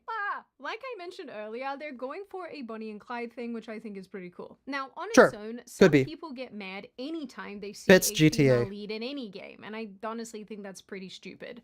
Women And don't equal I agree with that. I think a lot of people who see female leads get unnecessarily upset. Again, though, we have to talk about context. I think that they either justifiably or unjustifiably, it doesn't matter at this point, they see a female lead and they immediately think this is going to suck because the people who are making it are bad writers, probably part of the progressive cartel, and it's going to suck because they're just bad at writing. Whether or not that's true or not, it doesn't matter. That's what they are seeing. We're articulating a point from somebody else, whether or not it is or is not our point. And I think we can understand that that is what they're seeing. The only way to fight against that is to make good games that feature female leads. Woke, especially in this context, and I think having a Bonnie and Clyde situation for a game like this actually makes a lot of sense and kind of makes it dynamic. I also think that OG I agree. gamers know that a female lead isn't an issue. Some of the Yes, most beloved I gaming agree. classics include female protagonists. 100%. Tomb Raider, Metroid, Perfect Dark, just to name a few. This also isn't new, given that Dan Houser said back in the early 2010s that he would be happy to have a female lead in the game if it ever called for it. But really, this didn't stop plenty of people speculating that GTA 6 would be woke and shitty based solely on this minute and 30 seconds. They're looking at that going, it's funny how it's happening right now. What is interesting, however, my little chickadees, is that upon releasing their second teaser trailer, Lucia doesn't even show up for the first half of it. And the trailer fixates on the game's male lead, Jason, which I can actually pronounce. That's an easy name. This might have been the plan all along, show one then the other, or as people have speculated online, maybe Rockstar saw the response and the hypersensitivity to potentially something overtly leftist and decided to take things in a different direction. Or maybe the whole thing is a giant bait and switch. Who is to say? But Who again, knows? I view these trailers as It's a not little out bit yet. of an opportunity for Rockstar to see how people are interpreting and receiving what they're putting out. And whether it's related or not, Rockstar inevitably put Again, I don't think it matters who they show. I think they're going to sell regardless. So honestly, these trailers probably didn't matter in the long run because it's already it's like a staple brand essentially. People are going to buy the game to buy the game. They've already made their decision on whether or not they are or are not going to buy it. the GTA 6 release date to May. So I don't even think the trailers really matter that to much. November 2026, which is still So not 100%. it was probably already planned too, what was happening in that Is trailer. that they want to do a little bit of polishing, do a little bit of a polish. They want to make sure that the game is up to snuff, which I don't really buy. For me, though, one of the most interesting things that I think backs up this rewrite, get rid of the woke, fix the game before it blows up position is an interview given by gaming journalist Jason Schreier. Why am I so bad at names? Schreier acknowledged in an interview about a month ago that the content for the game was absolutely not finished, and he described it as not content complete. Of course, consider the source. He explained that content complete can mean all sorts of things, and it is nuanced, but didn't exactly explain what he meant by this. Some people interpreted his comments to mean that Rockstar was still actively building out core missions and side missions, which, if true, is not exactly what polishing a game looks like. I will say that there is a good chance that he's right about this, only insofar as games nowadays release very close to the date of completion because they work right up until the very end, and generally speaking, when they do release, there's a lot of hot fixes to fix the bugs that they couldn't get during their development cycle. So it's possible they're going to be working right up to it until the bell and they just didn't finish. But it's also possible they had to rewrite a bunch. That sounds like rewrite territory to me. But the fact is, we have actually seen, even recently, other content, like movies and games, get pushed back for rewrites. We have been seeing this that. happened recently with the 2025 Snow White and with Assassin's Creed Shadows. And I'm sure Didn't it's push it happened back others, far but enough. I honestly just can't think of them right now. I have done a lot of talking, so let me just summarize the bottom line here, which is that basically, Rockstar have probably followed in the footsteps of a lot of other video game studios over the last number of years. Yep. I think that much is pretty obvious. But with so much writing on this game, with all the money that's gone into it, and the time and the effort and the energy, and also the fact that this needs to be palatable and playable for a massive, massive portion of people, it's entirely possible that Rockstar saw the cliff that they were approaching and decided to divert rather than nosedive off of it. I do think it's also more likely than not that this game probably won't be like the GTAs of old, and it probably won't really live up to what a lot of people are hoping it is, but, you know, for the sake of those Rockstar better hope that it does. of you who are massive GTA fans and who love the other games, I do hope this is good, and I do hope it meets your expectations somewhere, somehow. I just think I do too. I hope it meets and exceeds your expectations. But I am telling you to prepare for it not to. A lot of modern writers across the board, even when it comes to game development, are just so much more focused on the self-insertion and the diversity and all of these representation quotas rather than actually making something fun and telling a good story. Yep. So yeah, I think it's more likely than not that a huge portion of these delays are caused by the fact that this game probably needed to be rewritten quite a lot due to where we're at now culturally. Absolutely, it's indeed. very disappointing to know that they went down the wrong path to begin with, but you can't really blame people for trying to do a course correction when they realize. So in the end, although Rockstar seems to have fallen down the same woke hole that other studios have fallen into as well, here is to hoping that they are able to successfully dig themselves out. Now on that note, and before I open the floor to all of you, this is just a reminder, check out Opus Clip using the link in the description. I love Opus Clip. This is one of the, best pieces of software, I guess if you can call it that I have used in a very long time, and I do genuinely use them, and I genuinely made a shorts channel because of them. So if this is something that you are interested in, if you want to be better at editing and all this type of thing, absolutely Well, check them out, guys, Now, if you want. I open the floor to all of you. What do you all think? I don't know, maybe I will, maybe I won't. Read your comments on this one because Let's put it this way. If I suddenly have an explosion of shorts, I think you know what I checked out. Hence human beings. Are you on my side of this where you think they probably went down the... Yes, gamers are very intense human beings because it is something that we hold very dear to the core existence of our being, I would assume. And it's honestly, we might check out the comments here because I'm sure there's probably a lot of people who have a lot of things to say. Woke road and then had to course correct because they knew it wasn't going to fly. Do you think that no, they probably have been the same as always and they actually haven't gotten political at all?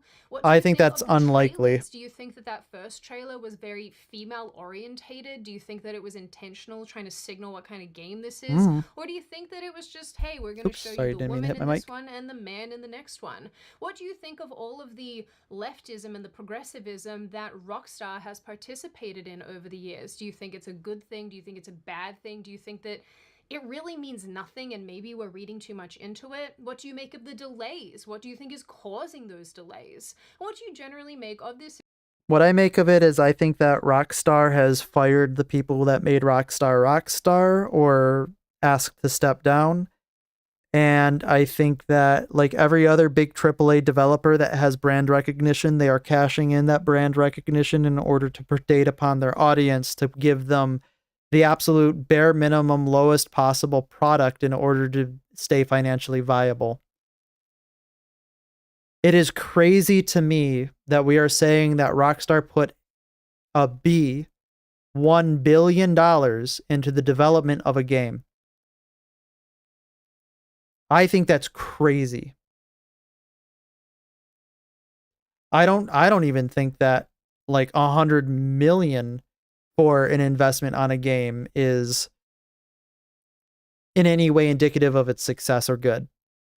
I don't know. I think there's too much money being thrown at games nowadays and too many fingers in the pie and not enough creatives having their own lead and their own team. Issue overall. As always, if you have made it this far in the video, congratulations. I always like having you along for the full ride. If you are not subscribed already and you would like to see more of me and more of this kind of content, feel free to subscribe to the channel as well as leaving this video a like and a comment because I do read the majority of them and I like hearing your feedback. Like I always say, my wonderful little chickadee people, I hope you stay safe and well and make good choices, and I will see your beautiful little faces in the next video. Yay! Oh, nope, we don't want that.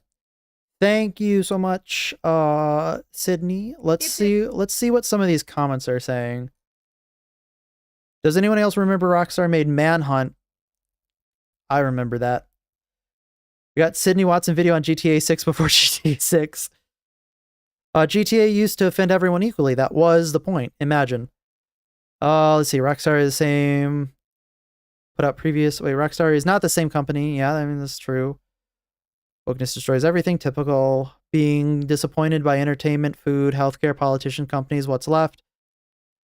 I mean, it seems like a lot of people are going into the kind of the same direction.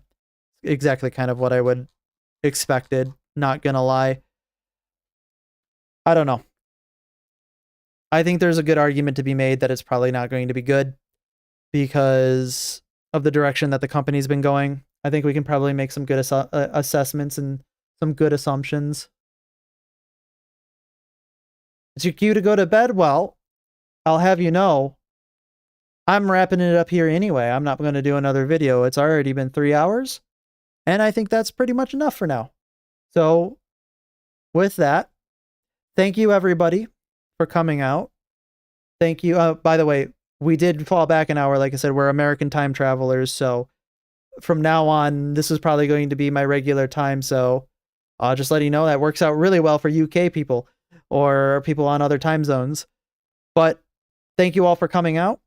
Thank you all for watching. And I hope everybody has a great day. Or rather, I guess, great night and a great rest of the week.